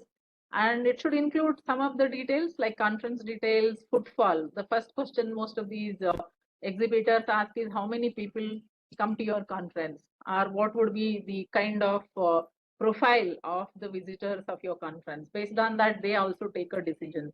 So you have to do all these things at the earliest, because especially if your conference is sometimes in February, then maybe the previous February is the best time. Before that, you should be ready, and then you can start approaching. And you also have to look into the financial year of these organizations and the local geography also, because financial year across the globe are not the same. So in India, we have like April to March. So keeping that in mind, we should approach these these exhibitors, or we can call them as simply sponsors here. So and then you can offer them number of benefits. You can offer benefits like exhibition spaces. You can ask them to give a keynote. You can make them do a workshop, or you can give them many more things. So the sponsorship brochure is important when you would like to approach to such kind of revenue streams. So that means overall, you may have to have a budget in terms of income, which is coming from exhibits, publications, registration fees, and also social functions. So I have also had an opportunity in one of the conference where social media companies coming in and then having their goodies given during the lunch on time. So that means they ask some quizzes, whoever answered. So that means people will, and then you have to post it on their LinkedIn handle, or you may have to like certain some of their social media handles. So more of it, and then it might again attract. So that is also like simply saying advertising. Okay, some companies would be interested in advertising during your conference. So we can even capture them, and then that can also become one of the revenue for you. So these are some of the headings under which we can actually collect the income. And expenses, of course, I have another slide, but I have just written here total expense and total income. Ensure that we generate 20% at least surplus, but I'm sure like most of the conferences do generate very good surpluses. So some of the expenses, again, I have a worksheet. If time permits, end of my slide, I'll open that. And this worksheet is also downloaded. And if anyone sees the worksheet first, then I'm sure it is really a very complex worksheet, which has almost 14 worksheets. And then most of them are linked. And IEEE helps us in all these things. You just have to put in the numbers, automatically things are generated. And how to use this worksheet in itself is an education. So that also can be considered in future, so that it becomes easy for conference organizers to make their own budget. Because making the budget in itself takes a long time in the whole conference organization processes. So you have a number of expenses, some of the names, because I have taken most of the content from IEEE sources. So professional services, financial services, conference services, administrative meetings. So these are high-level titles, but then we know what exactly they mean. So promotion, exhibit. So for all of that, whatever amount we spend, we can always put under the expenses. So and also one more expense if in case you are a technically co-sponsored. So in such cases, again, Abhishek has spoken about it. So you have to have $1,450, irrespective whether your papers goes to IEEE Explore or not. And in case if they go to Explore, you have additional $22 per paper. So this also goes into your expenses. So conference application, I had a demo, but I thought I will skip it because already Abhishek has covered that. So this is where you can go to and make your application ready. But I would recommend that you can have all the fields studied and then keep your committees ready, tracks ready, website ready, and budget ready. So with these 4 things ready, it is time for you to fill this application. Unless you're not ready with those 4, then again you will go and come back and forth. You may have to do that. So these 4 things you can keep in mind. So the other important thing is the contracts, which is very interesting, as well as the signing processes in IEEE are almost electronic in nature, and a lot of hand-holding happens on these contracts guidelines website, the link which I have given.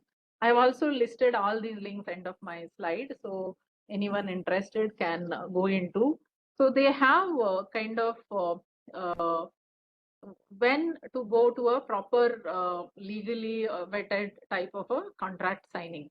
So you can see like anything above $25,000, then you need contract required, legal review required, purchase order required, as well as fee engagement required.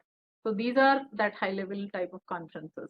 Any conference about $1,000, I would say like most of our conferences belong to somewhere between 5,000 to 10,000 because number of conferences mushrooming is also very large in India. But you can see still you need all those contracted. The contract, you also need purchase orders whenever you want to purchase something as an expense towards your conference expenses. That's important. And interestingly, IEEE also has these contracts and their templates ready for number of things. For example, the specific hotel chain templates, they are also available. So you can make use in case you have this is already there in the North American part, like USA as well as Canada. But if that could be again used in India, so it is case by case basis. Sometimes we approach IEEE office for such support, and many times it has happened. So we can use such kind of contracts. So this was already spoken about, the sponsorship amount.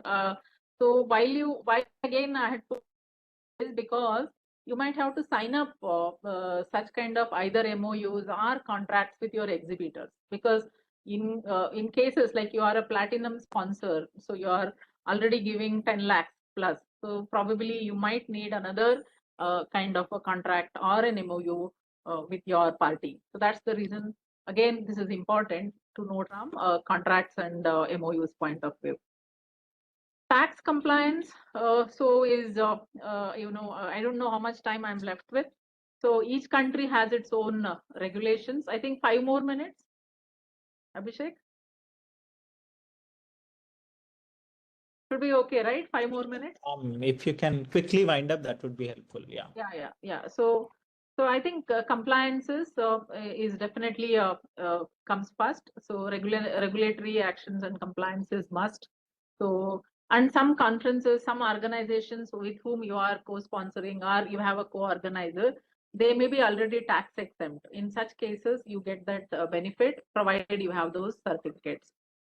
And tracking the transactions. So while you collect the money, you probably will classify them, make a reconciliation of all the funds that you have received in your bank account. You can match up supporting documents for each transaction and keep them ready for your audit purposes, because that is what happens is up to conference, the whole team is with you. Post conference, it becomes kind of the finance team will be around all these documents. So it is very important to hold them as and when you make that expense or might make that transaction.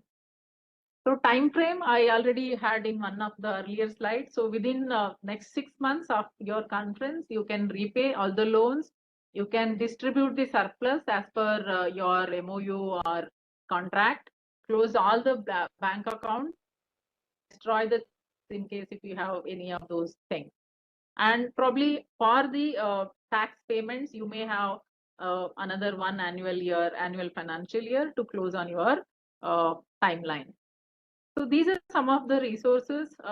They also release the newsletters every time. They also have like COCO type of workshops. The one which is happening is an example, and then the number of other toolkits which are available here. So that's it from my side. I think I tried to make justice to the topic given to me. Thank you so much. Any questions, one or two, I can take. If time permits, otherwise at the end of it we can answer.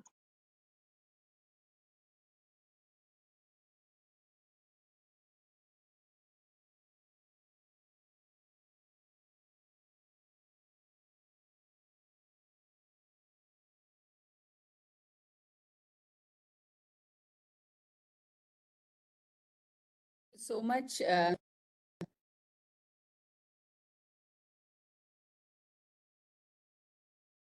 Ma'am, you're on mute, ma'am. Preeti, ma'am.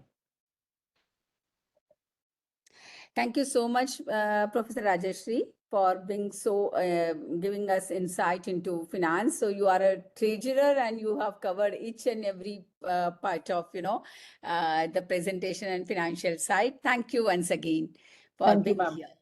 Thank you, ma'am. The talent wins games, but the teamwork and the intelligence win championships by Michael Jordan.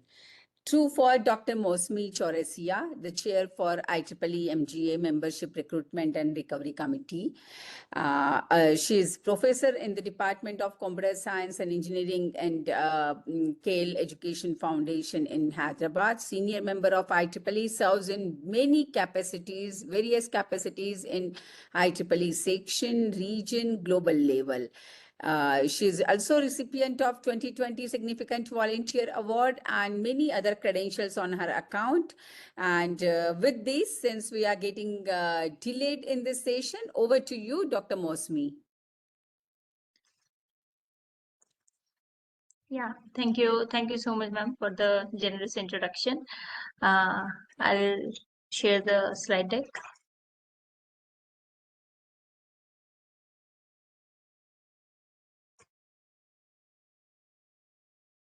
Please let me know if it is visible.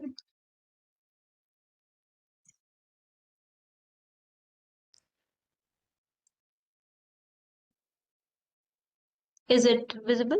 Yeah. Please go ahead. Yeah, thank you. Thanks for the opportunity given to me for the conference planning initial thoughts. Today, I'll be covering the initial thoughts before we think that yes, we need to plan a conference of under IEEE.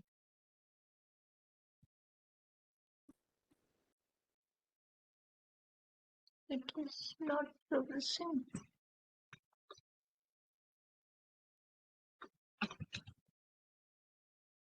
No, just 1 minute. Yeah, okay. Yeah, today I'll be covering the roles, team building, dates and timelines, and the website required. IEEE conferences objective, the moment we think for the IEEE conference, the first primary thing what entire IEEE requires or the aims for, that is the engagement of all the members, OUs of different councils, societies, chapters, and student branches as well. So here the conferences aim to include not only the individuals but the organization industries and their exhibits, their innovation at the same platform level, where to bridge the gap between industry and academia, student and professionals, researchers, and the early bird researchers. For members and prospective members, as I have already mentioned, this is the platform where each and every cadre of member, from student member to the fellow member, they all come at the same platform to interact with each other, to network, to share their professionalism, to share their research, etc. So we'll be talking about the how to think for the conference team roles. The moment you think for the conference, the first thing comes to our mind, what will be our team? In this, you should be very much due diligence to build your own team. What are the key factors you should take care? First is, what are the past accomplishment of the particular person, particular volunteer, in what capacities they have served, what are the volunteer skills they have, how much PR, public relations they have, how much they are in the communication, how much reliable they are, their writing skills, speaking skills, their leadership skills. The most important thing, whether they are ready to dedicate their personal, professional, and their commitment from a volunteer, because organizing a conference requires close to 15 hours per week, and when the conference approaches, it may require more. So this is a commitment. Volunteering is definitely a choice, but it is a kind of responsibility once you take it up. Confirm the volunteer in the team lead roles with who is in the good standing as it relates to the publication and the conference management. There are many members, maybe in the future it will be covered. There are many authors who comes under authors prohibited list or the organizers prohibited organizers list. So try to avoid those volunteers to include in your team. Otherwise, at the later stage, this brings a question mark to your conference only. What are the key roles for the committee structure? There are 4 key roles to plan a conference team. First is conference chair. I call it as the body of the conference. Conference treasurer. I call it as a heart of the conference. Technical program chair. I call it as brain of the conference. Publication chair. I call it as soul of the conference. I'll explain why I have divided like this. First, we'll take up and the track chairs. Definitely under the technical program committee, there will be several tracks, and based on their expertise, the track chairs will be divided. Thereafter, reviewers within their contact, according to their research, according to their expertise, the reviewers will be assigned. Conference success totally depends on how the team is. The moment we look forward to any conference where we would like to submit the research paper, first thing we look forward is the conference team, whether this team is capable to deliver the content what I am submitting to it.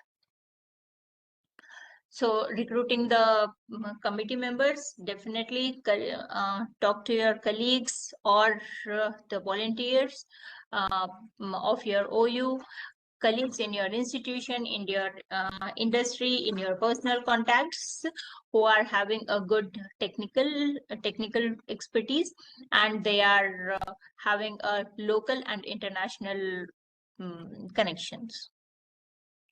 Recruiting people with previous conference, it will be very much highly advisable, because a volunteer who has already conducted the conference will definitely be helpful and give more guidance and more insights to the upcoming conference. A balanced team is required with the experienced members and the trainees, so that these same trainee will become the experienced member for the next conference. So next, the first position is conference chair. Conference chair, this is the most important conference chair. It is also everyone called it as conference general chair. This is under this role, all the permissions, sponsoring organization, the conference chair oversights the entire committee, specific responsibility wherever any important decisions to be taken care of, or represent the conference, or publicize the conference, or typically selecting the conference location, appointing the other committee members like industry chair, publishing chair, women in engineering chair, technical program committee members, like that.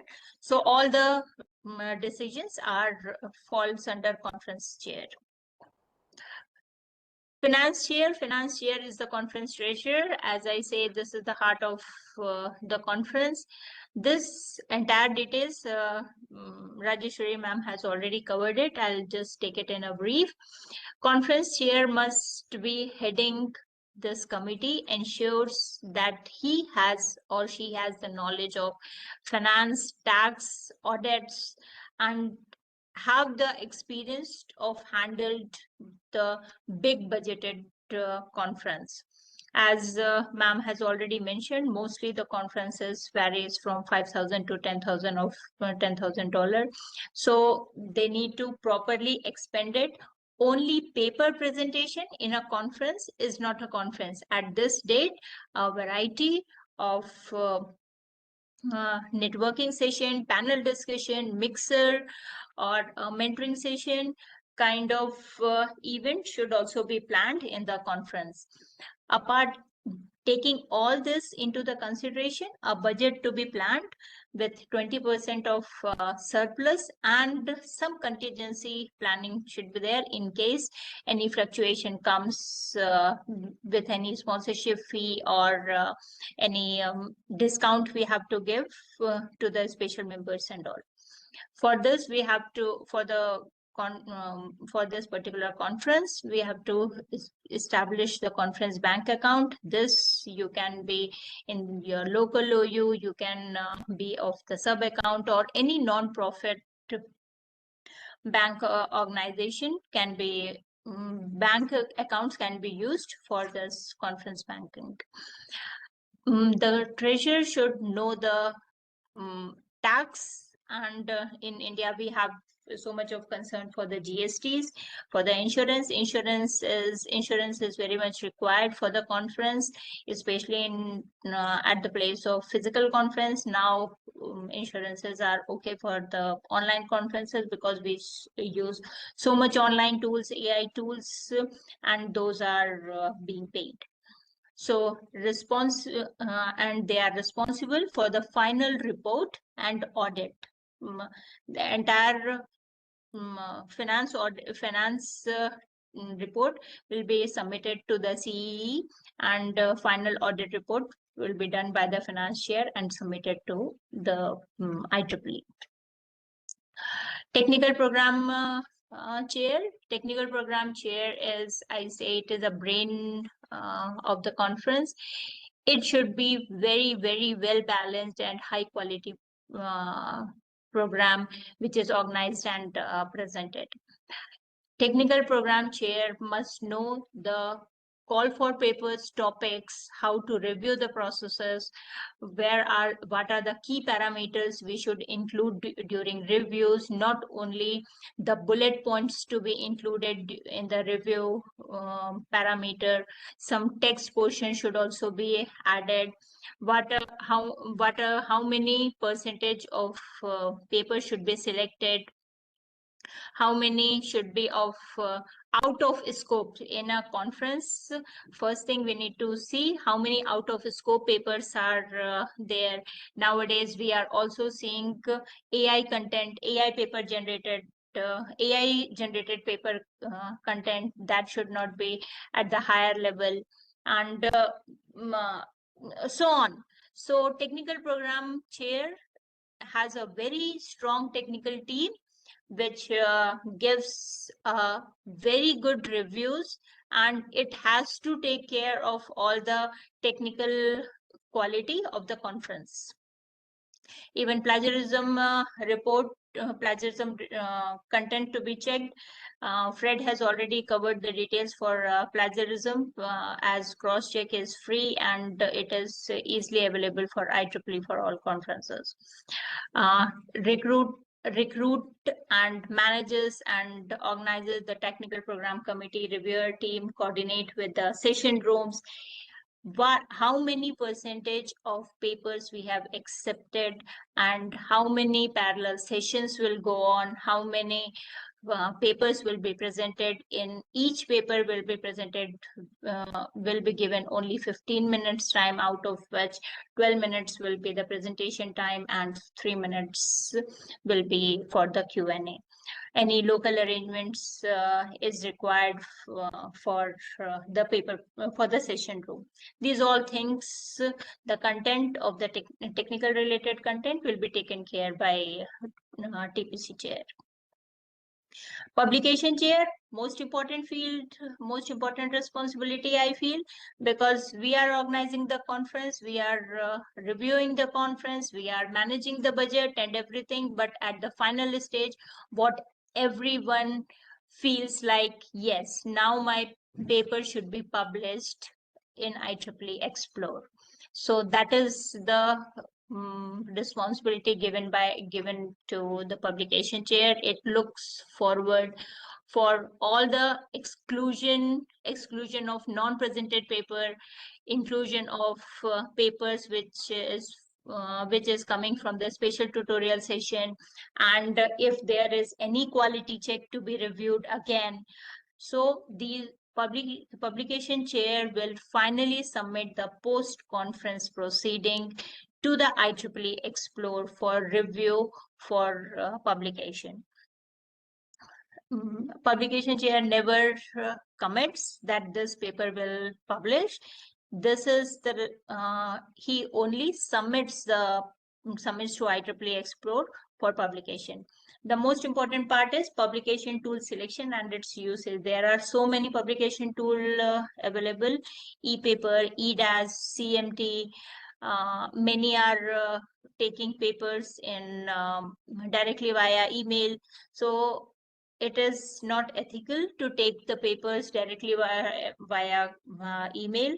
You use the proper publication tool. Yes, eDAS is a little bit expensive, e-paper is a little bit expensive, CMT is totally free, and EasyChair is partially budgeted. So that is the decision taken care by conference chair, that is general chair.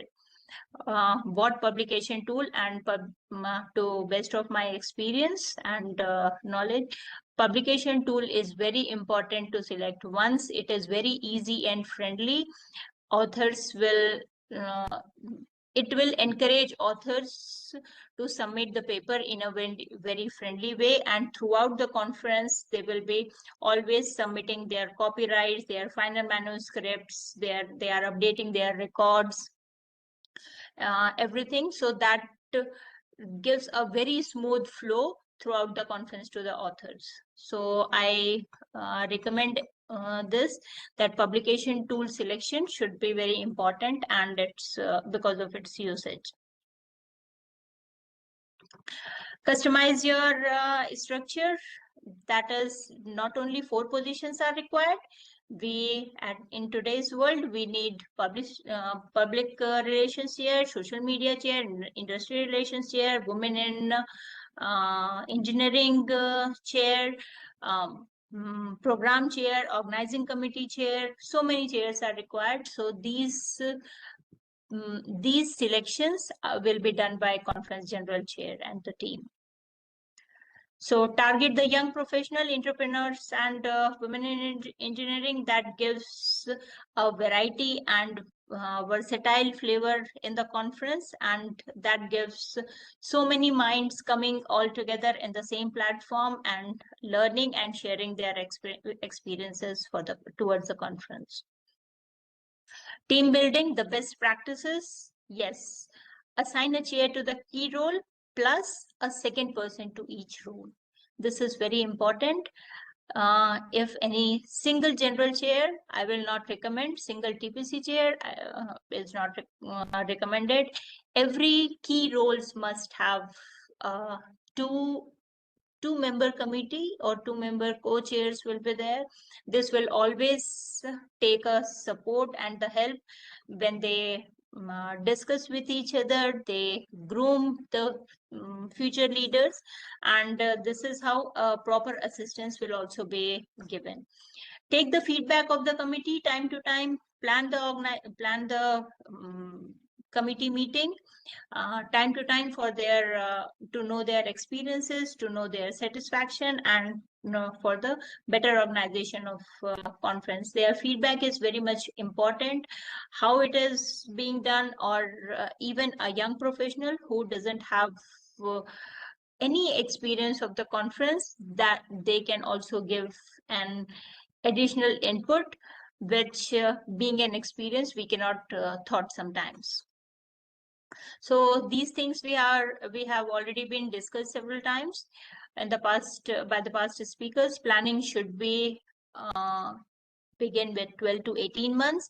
The content what I have covered so far, that is all required before 12 months. So after the application, before 12 months, you should file the application to the conference, to the IEEE conference committee with a very small number, that is less than 200 attendees. It will be advisable if it is less than 200, then 12 months. If it is a very big conferences, then 18 months advance period is very much required.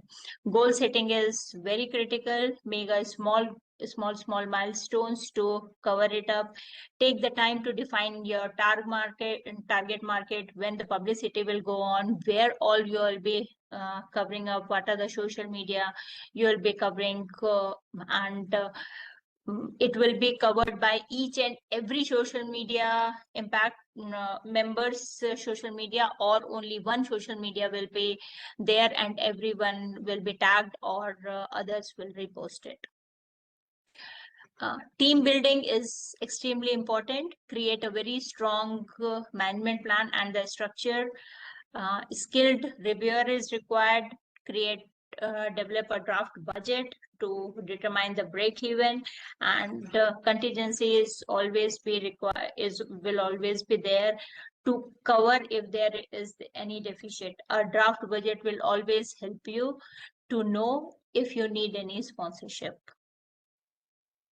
This is the budget building. As budget building, I'll not cover so much because Rashi ma'am has already covered it. There is the conference timeline, 18 to 12 months, then contract negotiation with PCO or hotels or anyone, then transaction thing, and close the conference in 0 to 6 months. Conference website, this is very important over here. Conference website, before filing the conference application, you should have a very clear and detailed conference website, which is clearly visible with the text, which when you apply the conference ID will not be there, but after getting the approval, you can add the conference ID. So at the time of application, you must have the name, date of the conference, venue of the conference, important dates, when will the call for proposal, call for paper will be on, deadline will be ending, copyright submissions, paper submission tool, what submission tool you are using, EDAS, EasyChair, or CMT, or etc. CFP, call for paper, description, tracks, their subtopics, each and everything to be required, clearly required. The details should be displayed. Even the registration link, registration link should be very much clear and self-explanatory for the attendees and the authors for towards the conference. Some examples, as I've mentioned, companion programs, visa letter information should be clearly visible on the website. Mobile apps, if you are going for mobile apps, it should be very friendly during the registration site, because mobile apps, once it is not friendly, definitely we now everything is there in our palm top, and we don't recommend it if it is not friendly. So yes, this is after, once you get the LOA or once you get the conference ID, your conference is approved. There are two ways you can have your conference website. One is, first is reach out to IEEE website builder for the conference website. This will be hosted for forever last longing, because there will be no expiry, no SSL management and all, and this will be absolutely free. Another option is create your own domain, personal SSL. You need to have design domain, and a special budget will be required for your personal domain maintenance. That is totally, it is up to your choice and your budget, what conference organizer team are recommending towards it.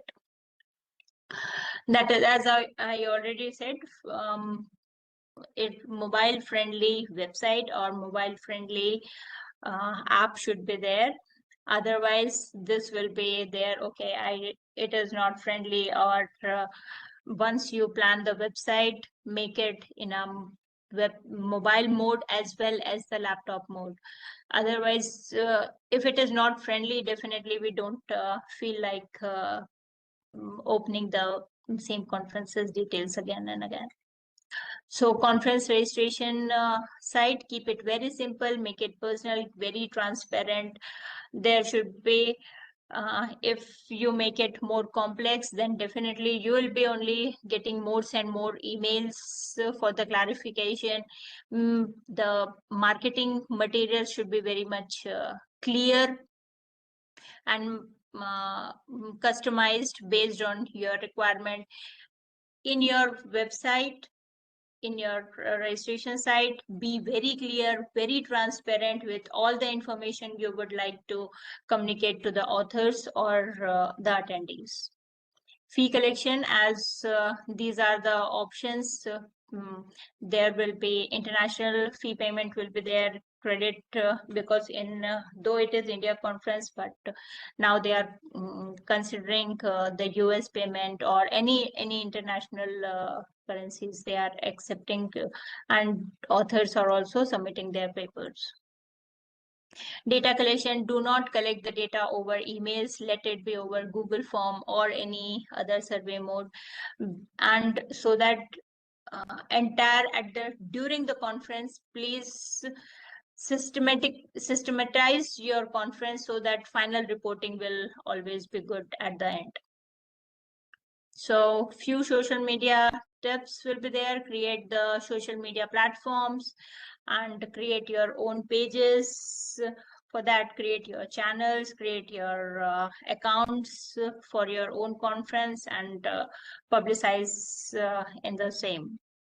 So add the visual content in the website. There should be not only the images, add some videos, add some previous case studies. So through this personalized connect, definitely it will engage your followers, and the networking will always be there. So this is my last slide. For IEEE policies during all the conference organization, please stick to the IEEE policies. As Abhishek has already mentioned, it is quite strict, because IEEE doesn't want to IEEE has a very big name, and they don't want to compromise at any at any place. So these are the MGA operation manuals, IEEE policies. Please go through it and their governance before organizing any conferences. Yeah, thank you. And I'm open to the question. If anything is there, I'll be happy to support. I can see in the chat box. Okay, I see experts are already covering the answers. Okay, that's great.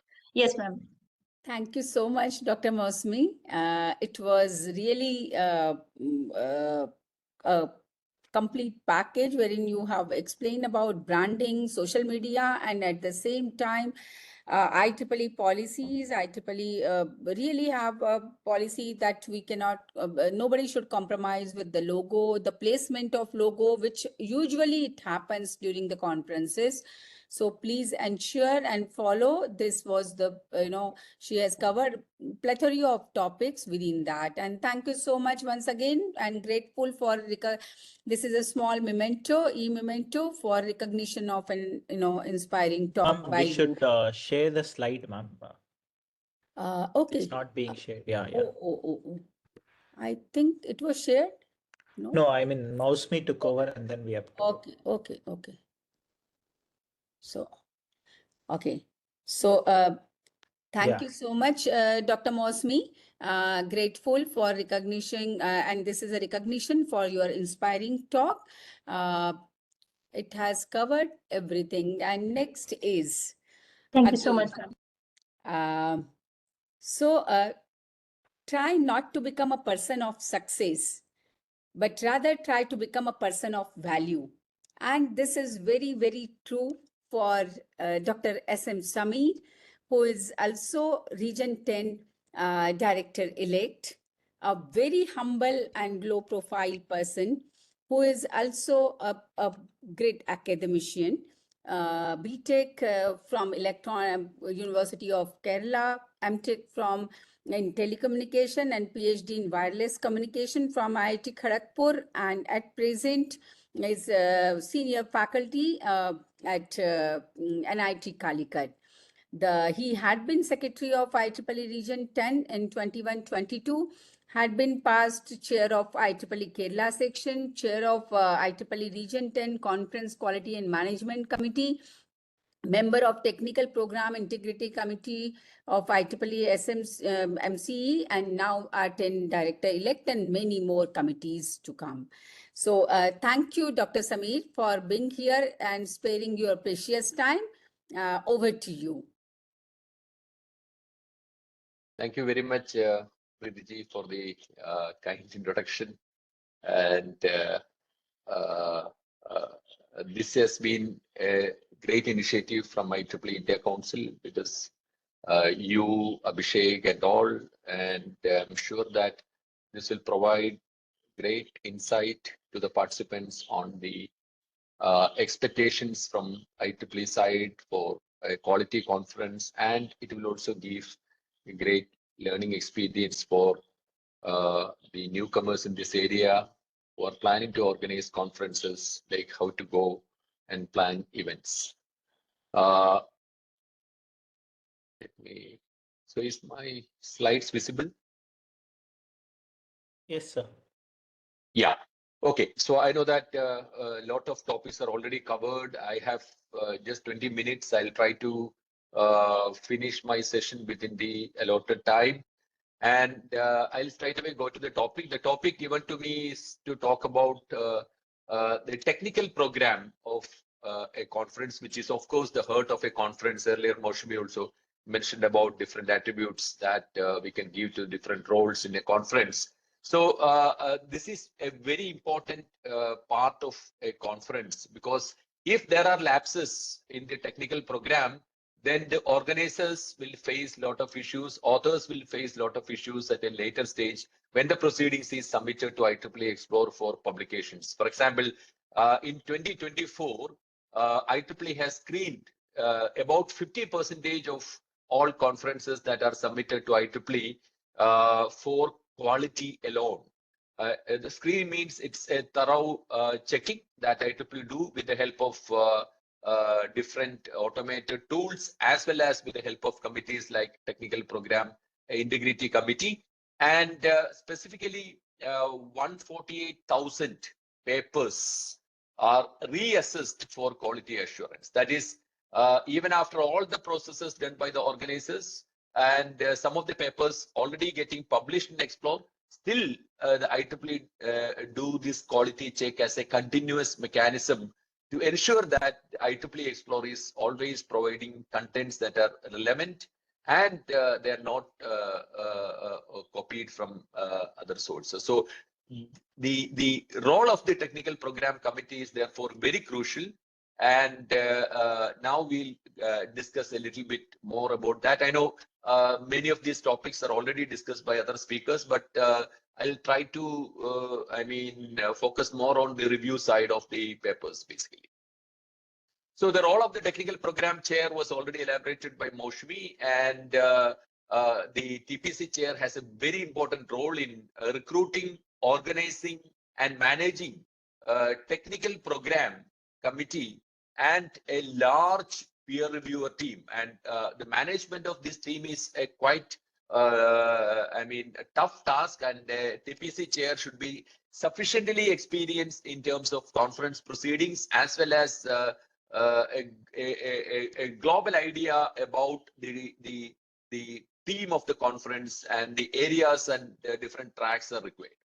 So the TPC chair manages the call for papers, finally design the call for paper, and their peer review process, and ultimate selection of every accepted papers, and including the non-presented papers and all plagiarism policies. So all are to be managed by the TPC chair.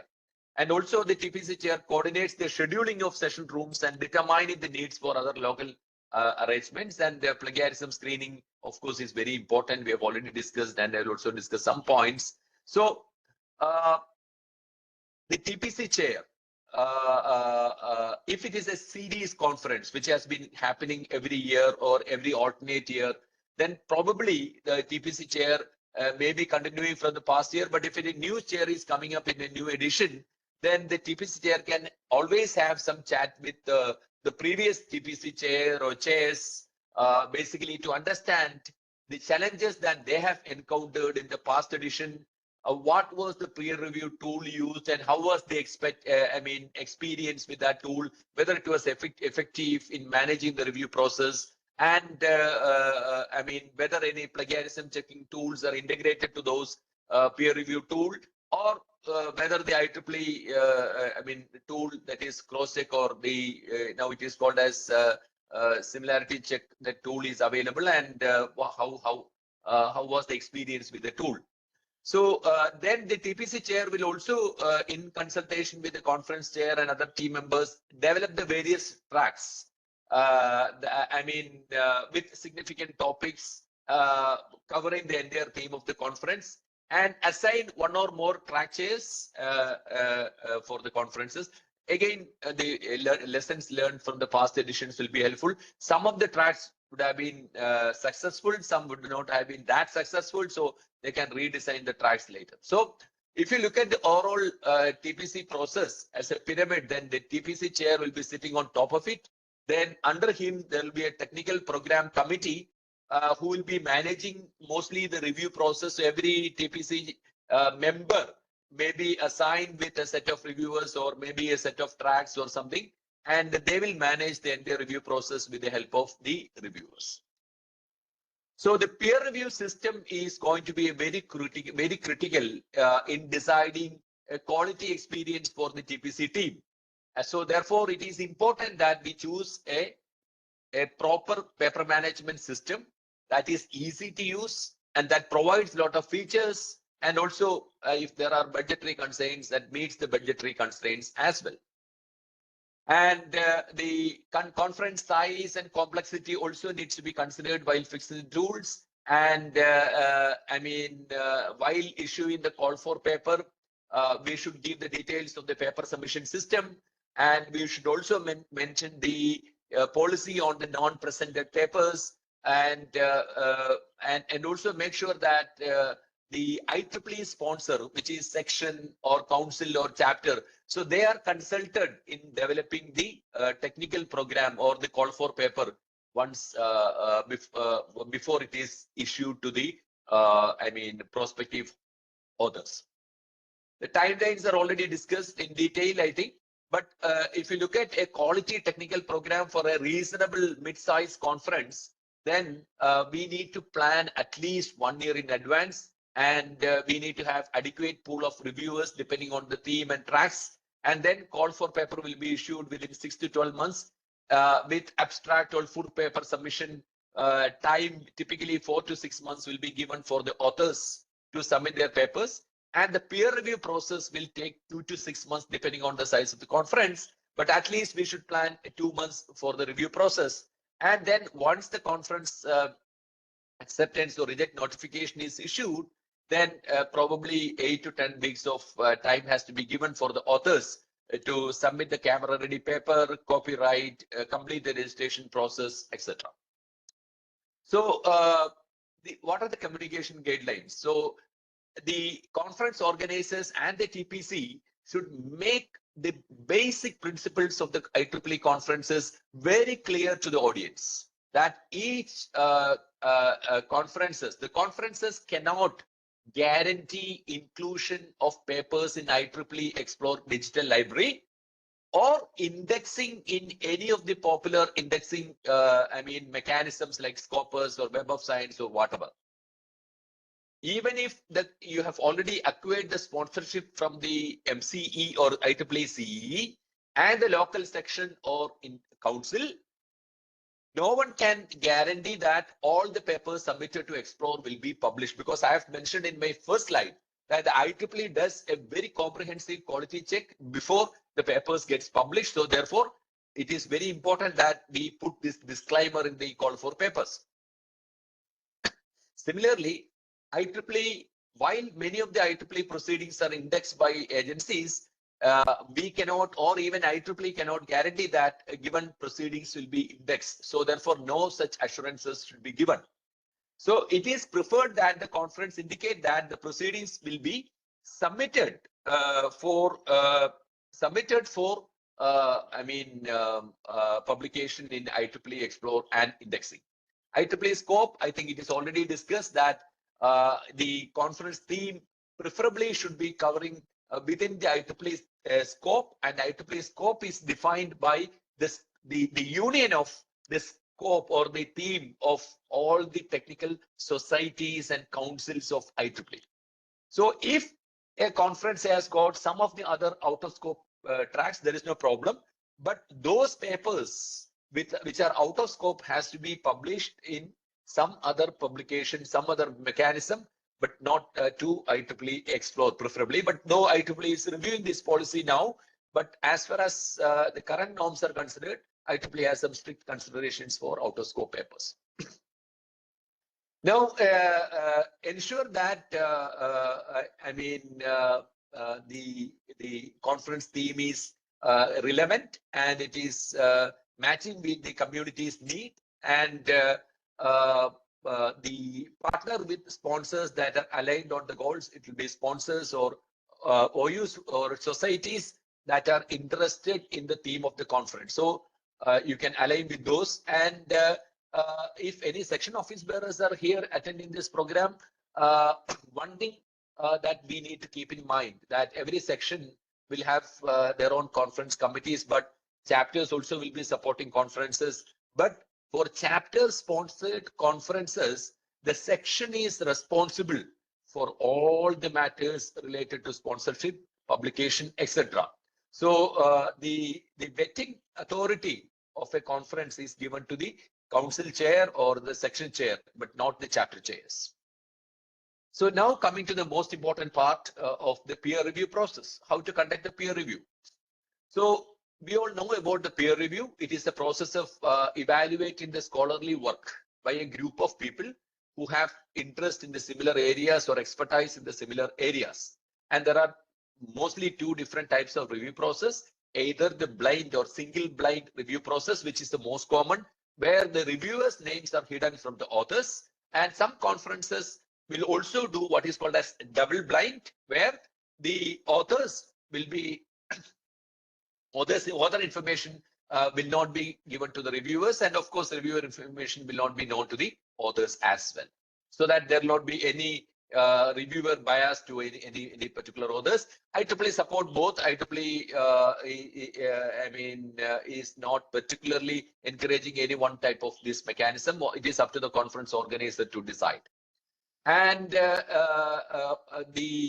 are various challenges. So receiving enough number of high quality papers within the submission deadline is the biggest challenge as far as a conference organizer is concerned.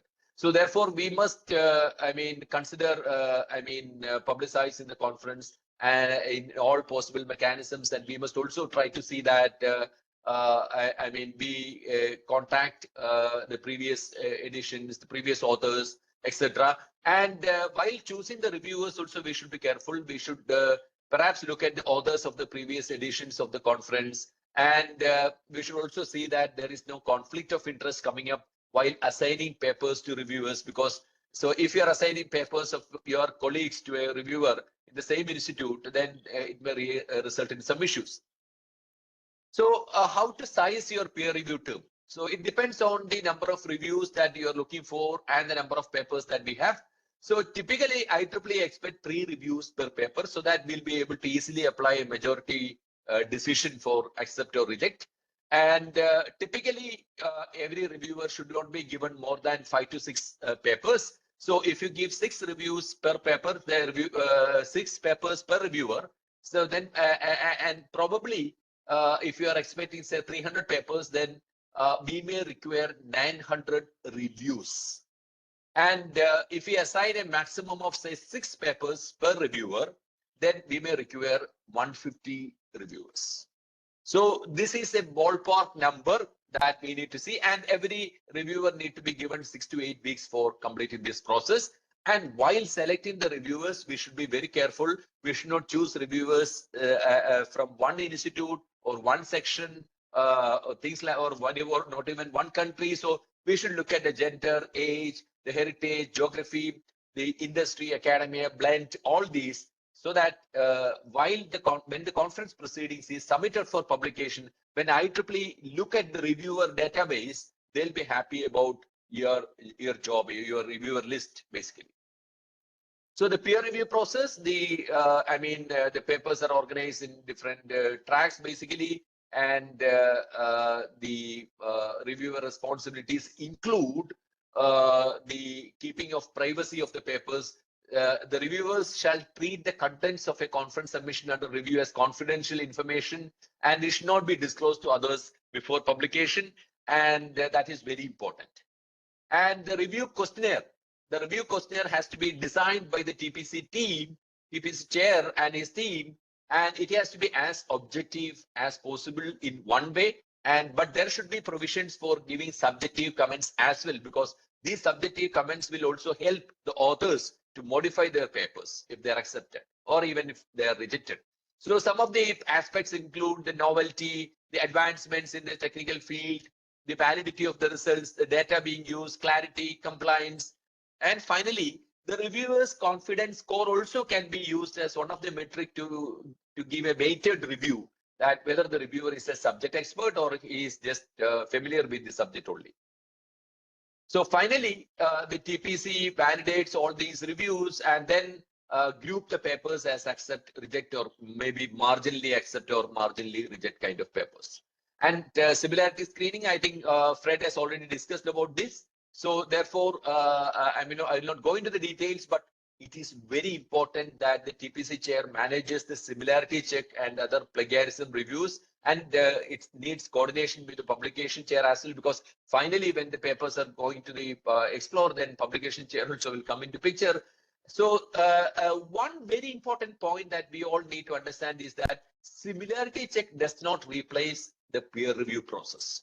So some of the conference organizers will do a plagiarism check and then reject the papers with a similarity score of say greater than 50% outright without sending it for review, which is not correct, which is not supported by IEEE.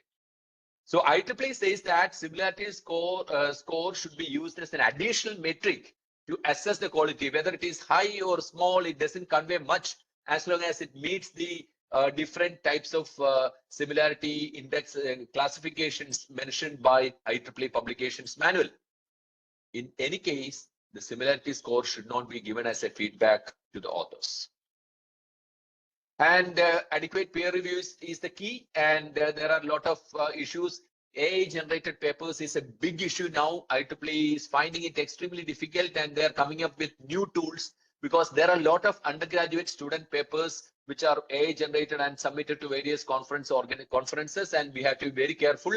Then poor English, poor grammar, self-citation and stacking, minimal research or technical contribution, especially undergraduate papers, we should be very careful.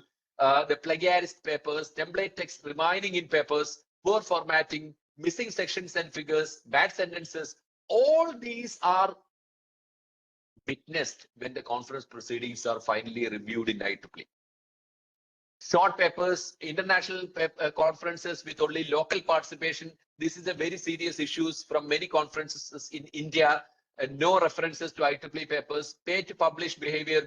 We know that paper mills, paper stuffing, paper hijacking by different entities are there. So there are agencies and companies now promising IEEE publications, etc. So we should be, as TPC chair, we should be very careful with these kind of things.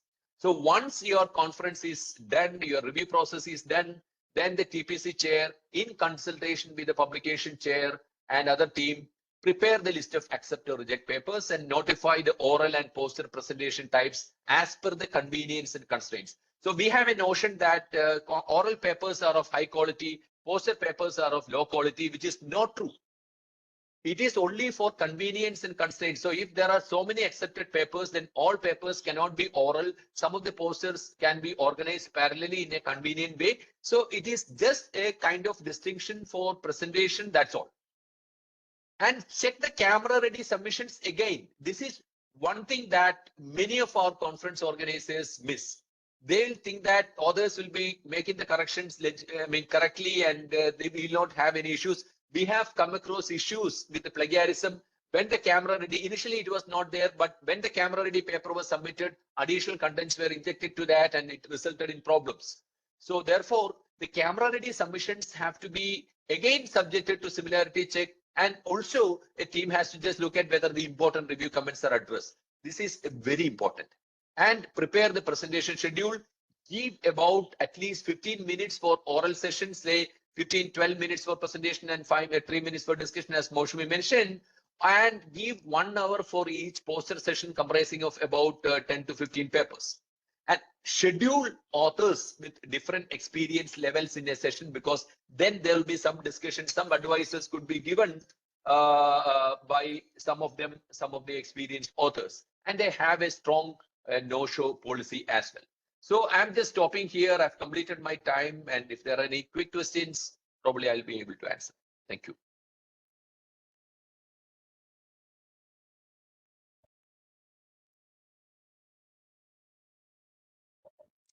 Thank you so much, Professor Sameer, for wonderful presentation, addressing so many doubts, especially beyond TPC as well, and which it's not about only technical program. You have addressed so many topics, and usually one who has organized, you are a seasonal volunteer. I have attended the TenCon, which is I guess it was 8 years back. So, and since 2019, yeah. 2019. Okay. So there's so many conferences for region and section council you have organized for society. So thank you so much.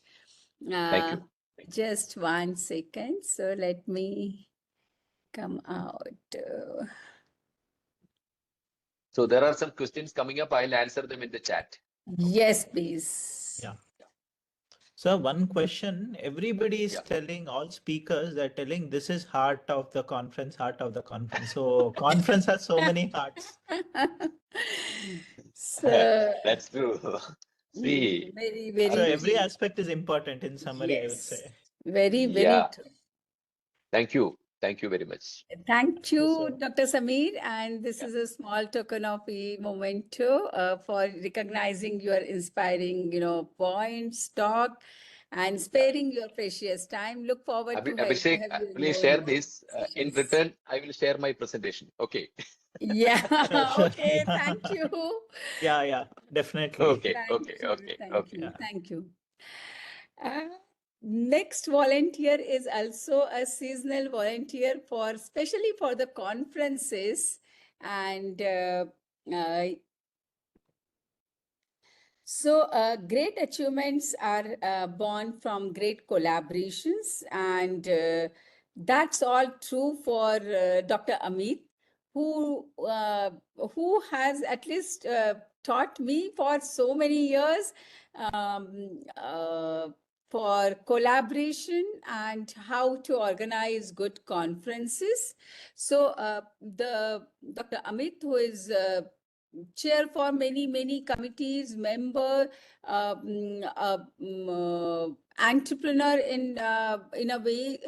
He's leading a DNA forensic professional, entrepreneur, engineer, bioinformatician, and IEEE volunteer. Vast experience, training he has provided for more than 1,000+ crime investigation officers. Probably this is an old number, and now this must be in thousands. Active IEEE volunteer at section, council, region, mainstream, MGA, IEEE Global, Technical Societies of Computational Intelligence, EMB Society of IEEE, and have been at leadership positions at MGA, and playing integral important role in Technical Program Integrity Committee, Conference Organization Integrity Committee. So over to you, Dr. Amit, and who has been responding to many of your questions as well with the name Amit. Over to you, Dr. Amit. Thank you, Preeti ji, for this very vast introduction. Actually, I don't have so many things to share about that introduction what you gave, but thank you very much, and thanks for having me in this uh, conference workshop, which is being taken up by India Council under leadership of yours and Abhishek and Ashwini and all the excellent volunteers. So I think I must start congratulating all of us that I am the last one of the lot, and I have arrived. So after this, maybe we all are free to go for our dinners or something like that if it is pending. So I try to keep it interesting, maybe, or I will keep it not very lengthy. So Abhishek, you want me to share or? Okay. I have made you the presenters. Okay, just a minute. And thank you for patiently waiting and answering all the questions. Yeah, I think they were interesting actually. The Yeah. attendees are quite. Yeah, every time we organize this workshop, we also learn a lot of new things actually. That's very true. Yes, many a And times we feel that, oh, this is the point to be mentioned in the presentation, but yes, that yeah, is also very important, all small points. Yeah, everybody has their own experiences actually, which So some of us, we need to cover that as well, that if people do cross the boundary and do organize the conference, then what needs to be done, whether it is region or whether it is a section. agree, Preeti ji. So without taking much of the time, I start my talk. Most of the things, but almost everything is covered. It's a quite well-planned program. So my introduction has been very vast. I will skip it. And Abhishek has shown a smaller version, which is in my next slide, which I'm going to skip. This is the structure of IEEE Conferences Committee. You can see how lengthy and how breathy the structure of conference committee is. And when you organize a conference, look at different committees who are all responsible for making your conference number to the conference explore papers. There are so many authoritative and administrative and technical committees involved in place who makes sure that the brand of IEEE is protected and the process which is being followed by the conference organizers is smoother and friendly. This is the 2025 conferences committee, last conference committee. So every year this meeting happens a couple of times. You can see Samir ji, me, and many other committee members in this picture. So I was very happy that when Fred, who is very seasoned volunteer of IEEE conferences committee, he recognizes that now India is one of the forefronts in IEEE conferences, and in India also we have people who have knowledge about the conferences. This was shown by Abhishek also, very important committees, and why I'm trying to show this slide is that my talk is going to revolve around what these committees do when you organize a conference and there are some unethical experiences or unethical practices. Where are the places where it can be reported, the actions which are taken, and precautions which one can take after listening to the content which I'm going to deliver. So first questions like which comes to the mind, why quality and integrity matter in academic conferences, not only academic conferences, any conference. And IEEE's role as a global leader in technical publishing, if you see IEEE Explore, the number of papers which goes in IEEE Explore is way beyond than many other top rated publishers which are existing throughout the world. So IEEE is a global leader in publication of the technical stuffs, be it its journals or conferences or periodicals. And what impact it has on the researchers, institutions, and the technological processes.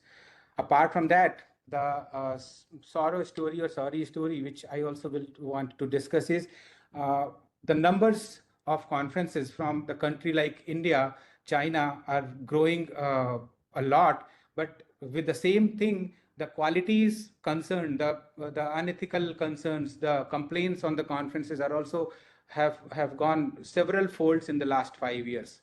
So we need to be very, very cautious, and we have to be very careful when we are organizing a conference and we are engaged with many technical researchers, institutions, and the name of IEEE is at stake, your own name is at stake, your institution name is at stake. So what can be called as irresponsible? I'm not going to cover anything on the paper deadlines, timelines, and all such things. We have all discussed that. So let us discuss upon what can go wrong and what are the different things which we should not do. I'll also discuss some do's and don'ts. And if we have some time, you can write some questions also. I will try to take it up within the time.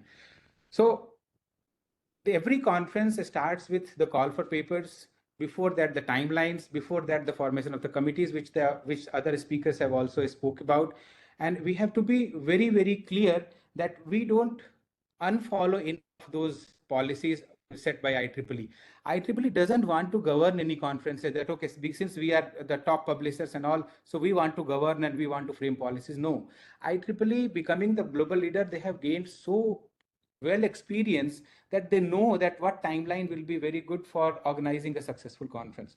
What timeline will be suitable if a conference is of a size 500 papers or 1000 papers or more than that, how much time is required for the review of the papers and all such things. So every policy of IEEE, if somebody wants to go and read, you will come to know that this is not to hinder you or stop anybody. It is actually to support your conference and make it a memorable and quality one.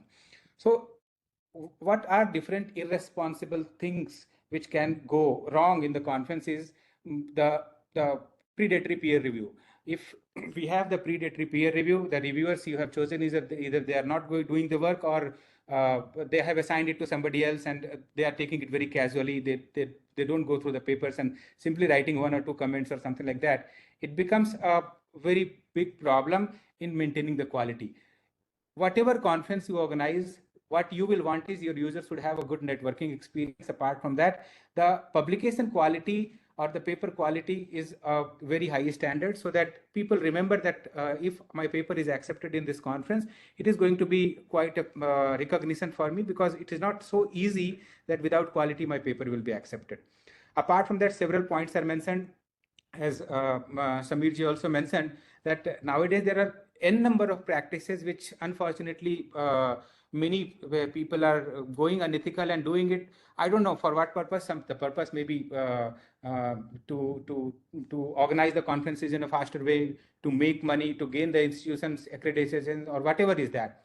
So paper mills and citation rings, fake or inactive TPCs, proxy presentations are also there these days, irregular financial practices, misuse of IEEE branding, because I know that if IEEE logo is there in my conference, I will get a lot of papers. So some or the other means I will use IEEE logo.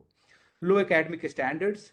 The institution which is organizing the conference or the people who are behind the conference, they themselves are not having good experience or the standards to organize such a conference. And neglecting the author engagement. Like apart from everything else, the authors of your conference needs to be engaged. Engagement is not when they come to your conference. It must be from the time when they submit the papers. So once the paper comes, there must be a good system in your conference which actually takes care of their submissions, acknowledgement of the papers. They should be updated that, okay, your paper is sent for the review or something like that. Then if there is any questions, clarification, every author should be engaged in your conference so that they feel that this is their own, like what you say, like they feel attached to your conference. So if you do not take care of any of these things, it becomes irresponsible on the organizer's part, and this deteriorates the quality of the conference. Actually, this starts deteriorating the quality of the conference. What are the responsible behaviors? The peer review is intact. The acceptance rates are quite good. I am not accepting every paper which is submitted to my conference because it will generate good money, or maybe my institution will get 50 papers which are accepted in the conference. No, we want to maintain the quality. If we have many papers, 2000 papers, then we are at a good position that we will be selecting only the top quality papers. And the acceptance rate should not be very low or very high. Usually there is no criteria or there is no policy, but 30 to 40% acceptance, sometimes 50% also goes on if the quality of the papers are quite good. Plagiarism and AI content checks, which other people have also already mentioned. IEEE branding and disclaimers, again, it was discussed. Be very sure how you are utilizing the IEEE brand. Hybrid delivery with quality control. If your conference is going online and offline or only online, it should not be taken casually that, okay, if it is online, now my responsibility goes down and I need not actually be very serious about it. I have organized some of the online conferences where people still write to us, people still want to engage with us, people still wait for our events to come, though they never met us. But the kind of networking and experience which they had from the online event itself, they are quite confident that any event which is organized from these organizers will be valuable. Then author and attendee support, which we discussed, ethical handling of the data and privacy, which was discussed by the other speakers as well. If you talk about bad practices from the irresponsible tab, I will note some of them. Minimal review time. I have seen conferences, or maybe some of you also maybe submitting the papers to the conferences. You submit the paper today and tomorrow you get the notification. So if you are an author, you should understand that this cannot be a good practice. If you are an organizer and you are trying to indulge into these practices, it is impossible for any organizer to allocate the paper and get the decision of the papers within 20 to 48 hours, unless you are really committed that, okay, it is only one paper which I have to do in a special case or whatever is that. But usually it is not a practice. Fake affiliations and citation padding. Nowadays, this is at rise, not only in India, but in many other countries also.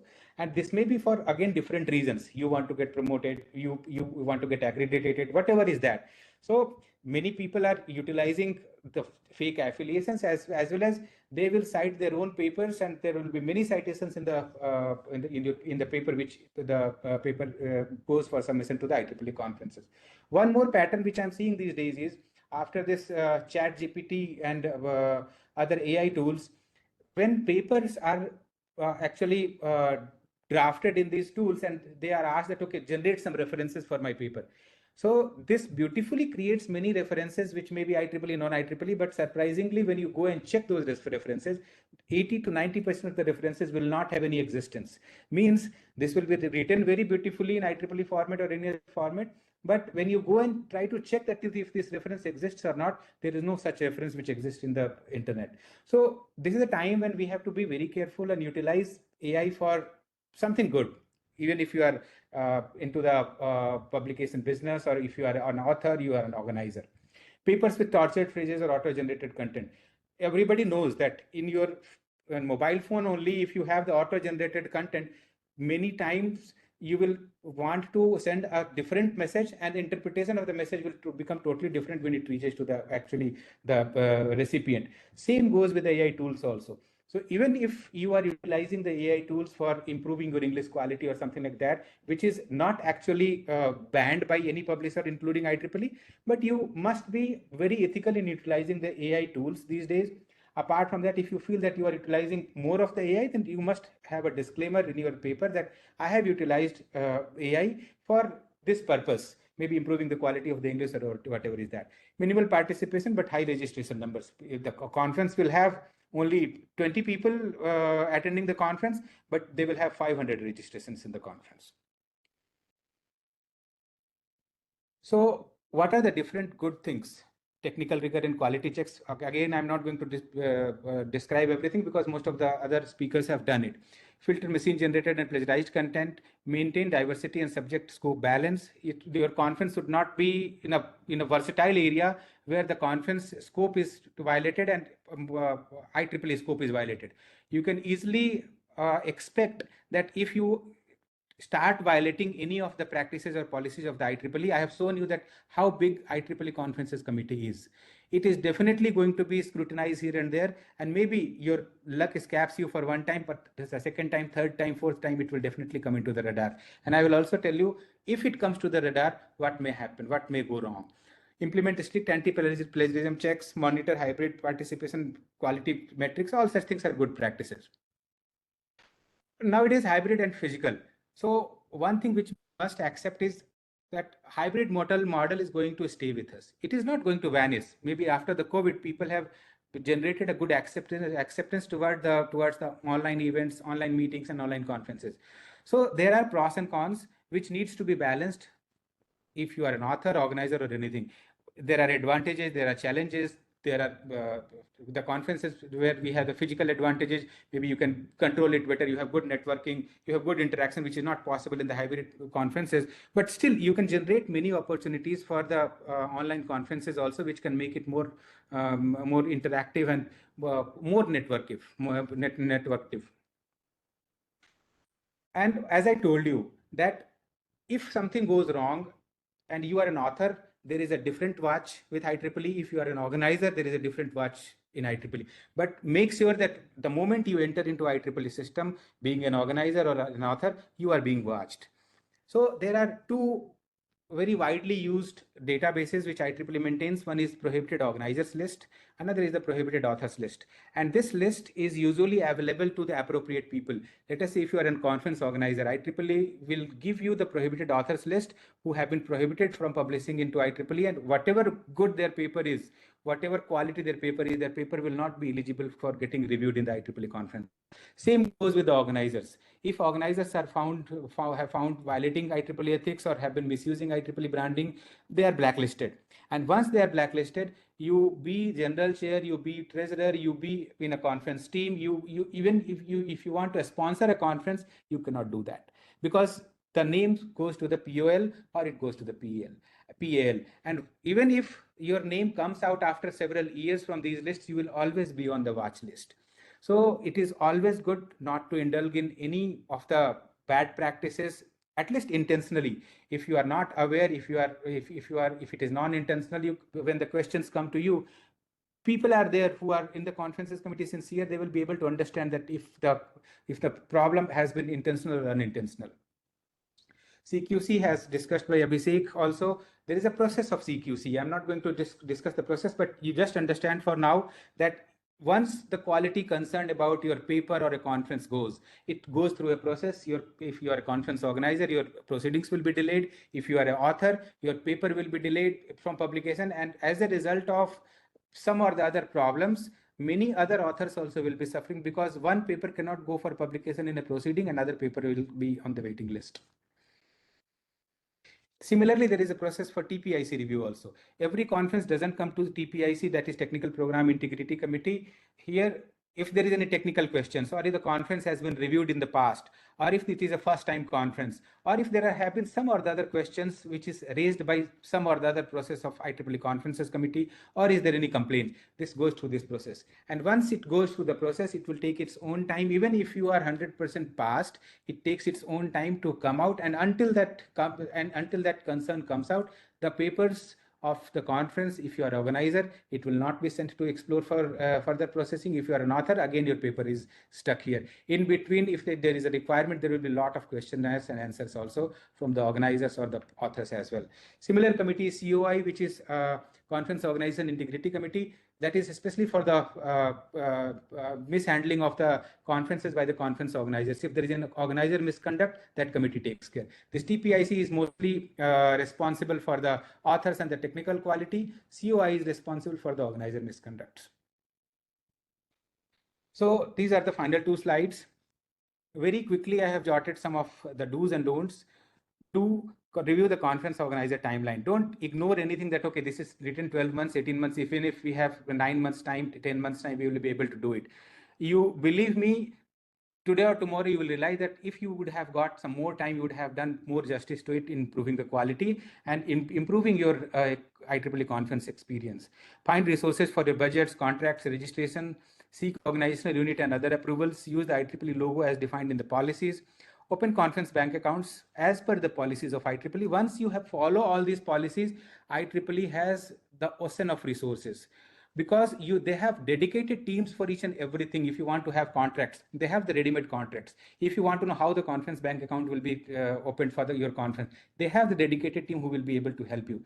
But you need to follow all the procedures accordingly, which is stipulated in the IEEE manual, and you have to follow the timelines as well. There is a link which is jotted in the slide. When it reaches you, you can see all the resources which IEEE has, including your plagiarism checker.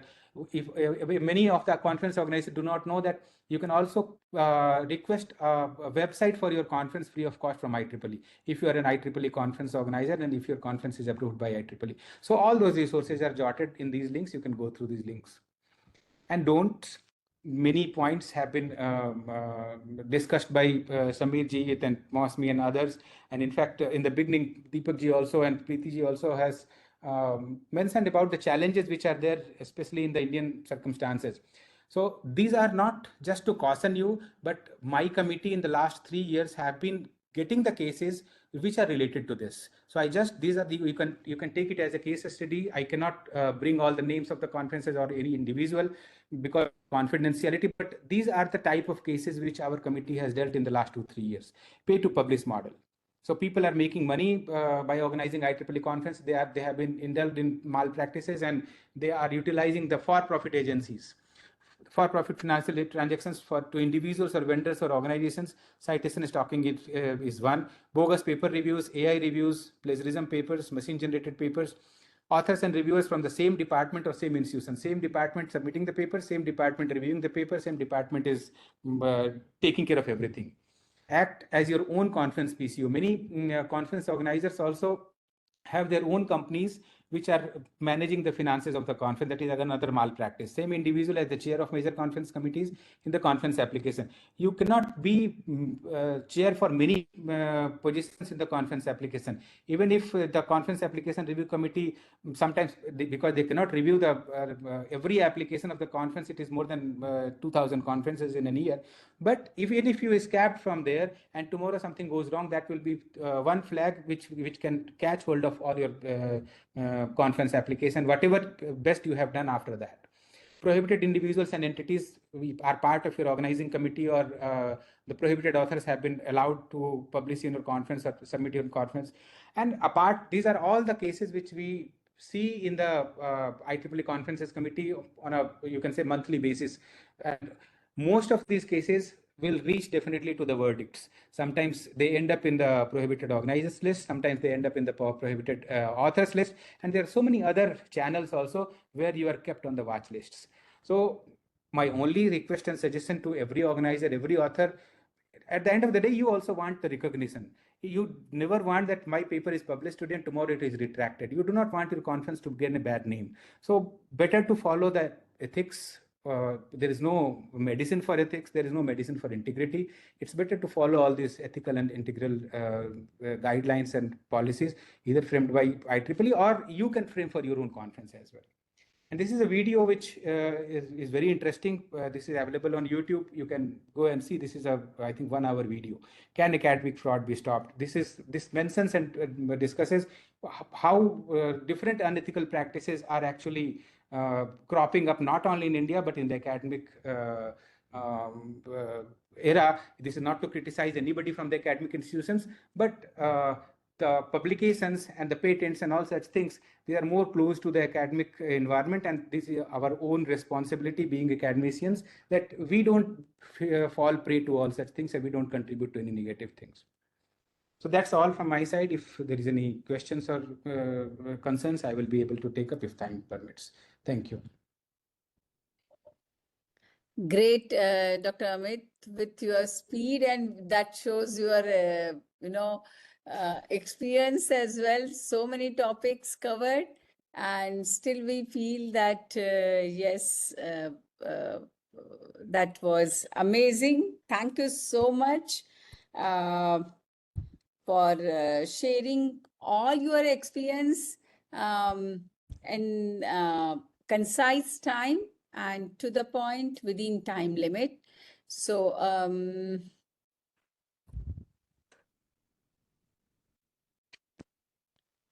let me,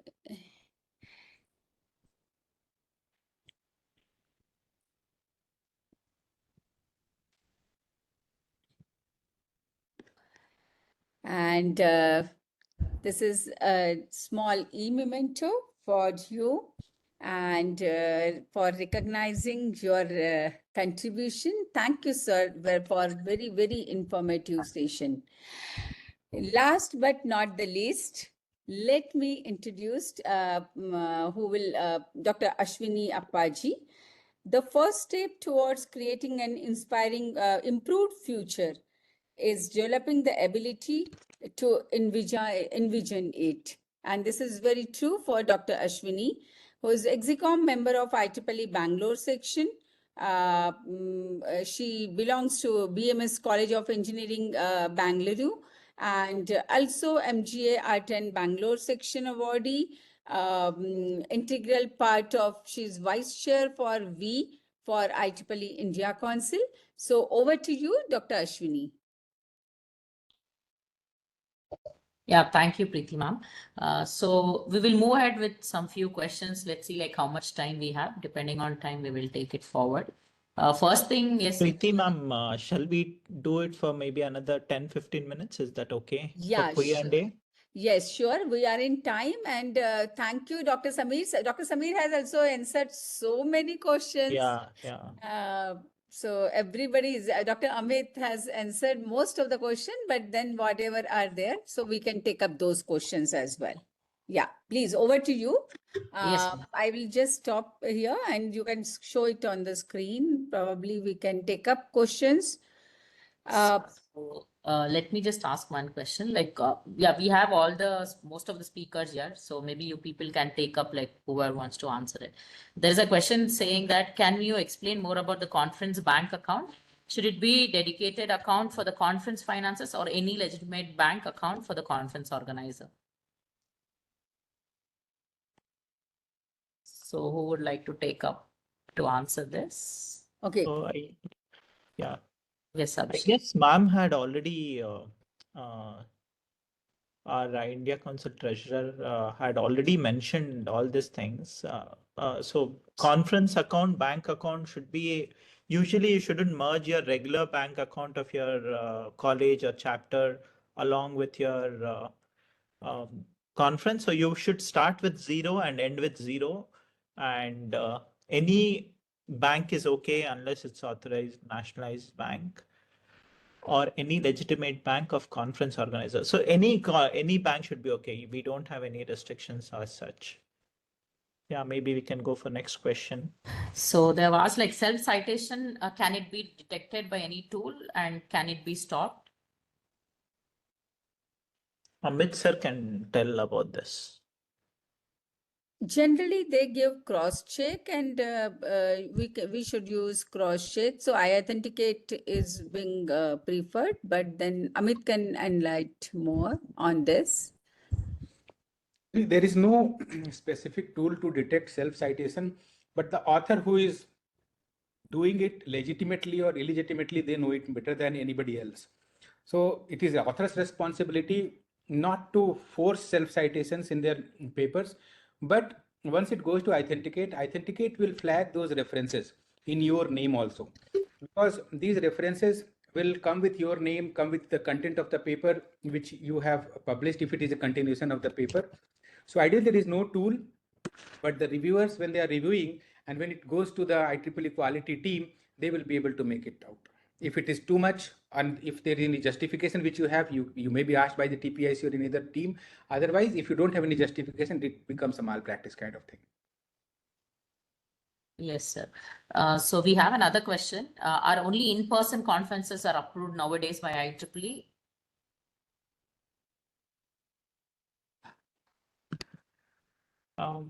I guess no. I mean, IEEE post-COVID, especially, they're encouraging hybrid as well as virtual or full in person.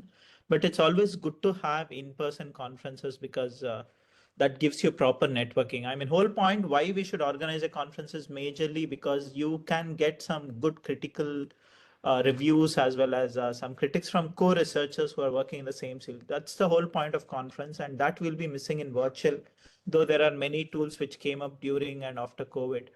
But yeah, I mean, IEEE doesn't have any restriction as of now, whether it should be fully virtual, but there is option for you to select hybrid or in person. Very true. I also endorse the same. I have mentioned there that the main purpose was for the conferences was to do the network and to present your paper and work, research work in front of the people who are from the same domain or who can review it. So that's more effective if it is in person. Yes, ma'am. So next question here is, how can we create better value for industry participation? Okay. Dr. Amit, do you want to say this, take up this? Amit is from industry, so he should be Yeah, the that is person what. to talk about. Yeah.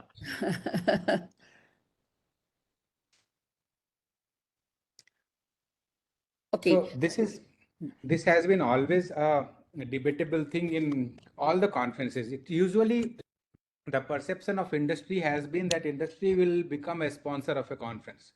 There is no other participation of the industry. Every conference organizers want that industry should come and give us a sponsorship of 5 lakhs, 10 lakhs rupees, and then they have a 15 minutes nice session and go back. So until we don't create value for them, that why should they come to our conference? Do we have any trade shows? Do we have any business meetings of the industries which you are calling? And nowadays, if you see in good conferences or in the high quality conferences, there will be industry tracks where you will be inviting some industries. They come and discuss their innovations. Nowadays, like companies like TCS and others, they have the innovation cells. So you can engage them as a speaker. Somebody can organize trade shows, somebody can organize the technical business meetings in the conferences and the industry forums. They create and add more value and will attract industries apart from being the sponsors. I think this may be a better way in which you can actually invite and engage the industries in your conference. Yeah, in addition to what Dr. Amit has said, I would suggest the conference, the industries to be involved right from they can be co-general chair, co-chair of your conference. They can be involved in the invited talks for submission of paper because they are working in the industry. They can be sponsor, they can have track industry talks, all that. And one thing I wanted to mention over here is, since I'm chairing MGA Awards and Recognition Committee, there is a special award for industries, and it could be an organization or it could be individual, which are non-IEEE organization, but supporting in hosting the conferences, supporting the conferences. So there is a Friend of IEEE award. Please do remember, if industries are there and if you are supporting your employees for IEEE membership events, allowing them for the participation. So in that case, we are, there is an award also at MGA.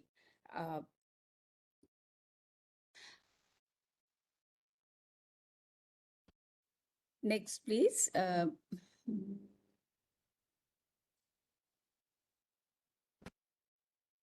Do we have any unanswered questions? I guess most of us, we were active. I mean, thanks to all the speakers, they were super active even before, after the session, and most of them have already answered. But Yeah. if there are any unanswered questions, please put it on chat and we should be able to answer immediately. Or any new questions you guys have. We have one question. In application form, need to fill all those financial sponsors. Should we, fill it before in the application? Yeah. So financial sponsors, you should have definitely one OU, which is of IEEE. It can be a section, a chapter, or someone. It is important that you fill everyone and all the financial sponsors in yours. You can't later, if you want to do, you have to amend it, and it's a big procedure. So better upfront, you fill all your financial sponsors upfront. Okay. So yeah, here it goes. Like, to whom do we need to write about a predator paper? Oh, Amit sir.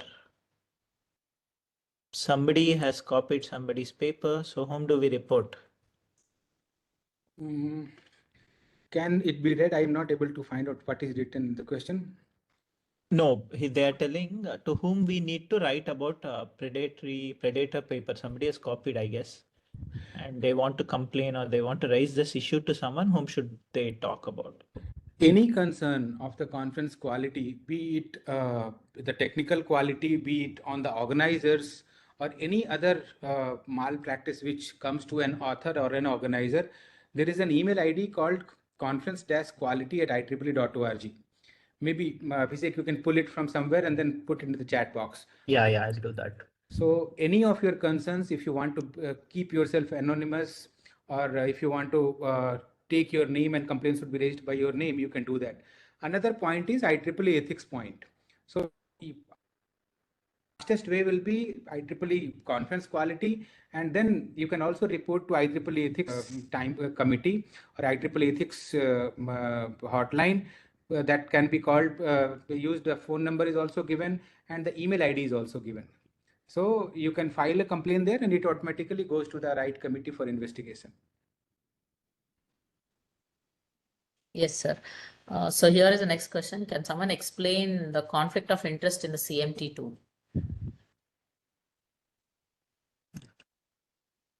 So what do you mean by conflict of interest? I guess one of the speakers already covered, but say, for example, I am from college A or university A and the other person is also from the same institution. That's one type of conflict.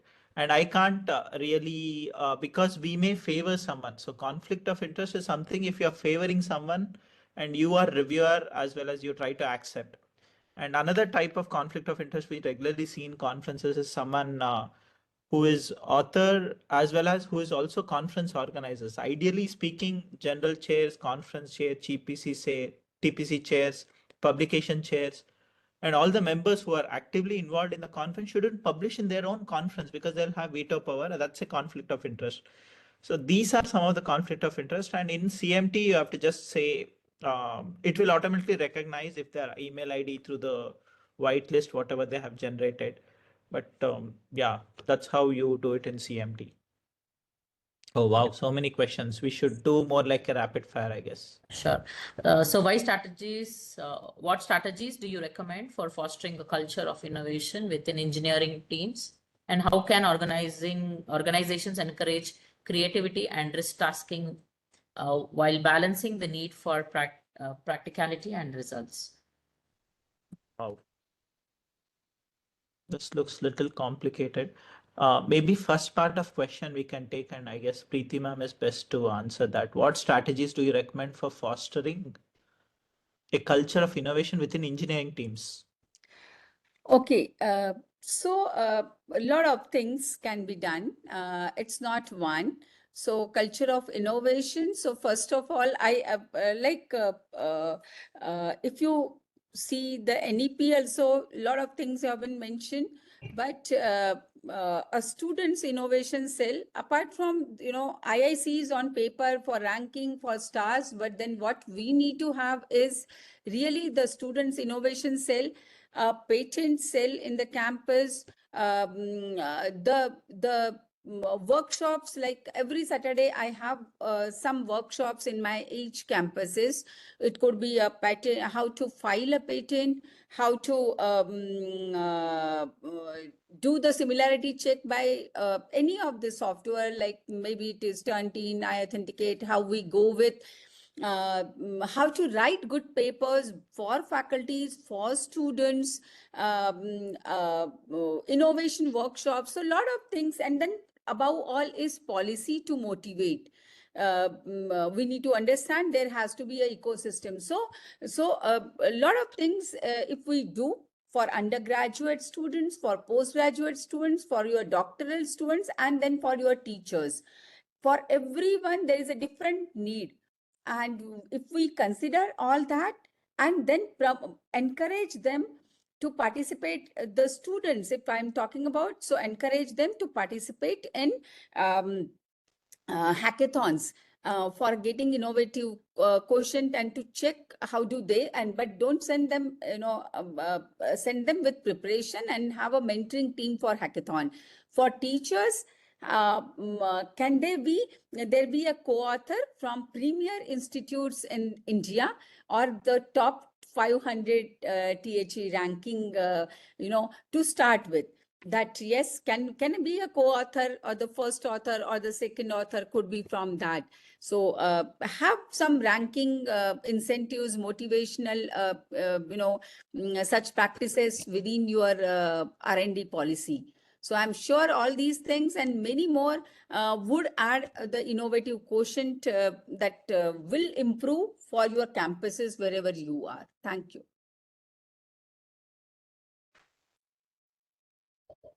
So we will take one last question. Here we have a question saying that could you guide us on how can we get a better access funding opportunity within IEEE, and also suggest possible external or industry partnership we can explore to support our events and initiatives? Okay, that we from India Council, various committees also do conduct such workshops on how to write funding and funding opportunities within IEEE. So please keep an eye on that. And also there is you just give student IEEE student funds and awards. You will get a lot of some links where you can check, as well as keep checking your e-notices. I mean, I know many of the students and professional members, they think IEEE is sending a lot of emails. We get such complaints, but it's worth to just open every email you get from IEEE, and in that there will be some hidden kind of funding. You should definitely check that. At least going through in your mobile also is more than enough. If you find it's interesting, then switch to your laptop or desktop, whatever you're comfortable, and check what kind of funding. Trust me, there's a lot of funding opportunity in IEEE, and because IEEE is also kind of not for profit. So any money IEEE generates have to put back to its members and for society. So there's a lot of opportunities. Please keep checking the e-notices which you get from respective societies or chapters or India Council, as well as from your sections. Keep an eye on that. Yeah. So thanks, Abhishek. That was wonderful. I think keeping time in mind, most of the questions. One Questions are second, all- I'm so sorry. So slides, we have already uploaded today's slides in one of the link. You can download or view it from there. I know feedback form, I heard that few of you are having issues. So we will fix that and we'll get back to them. I have made it off.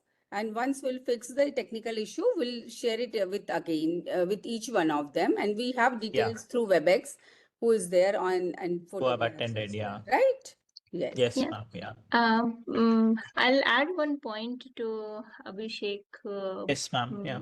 answer for the funding.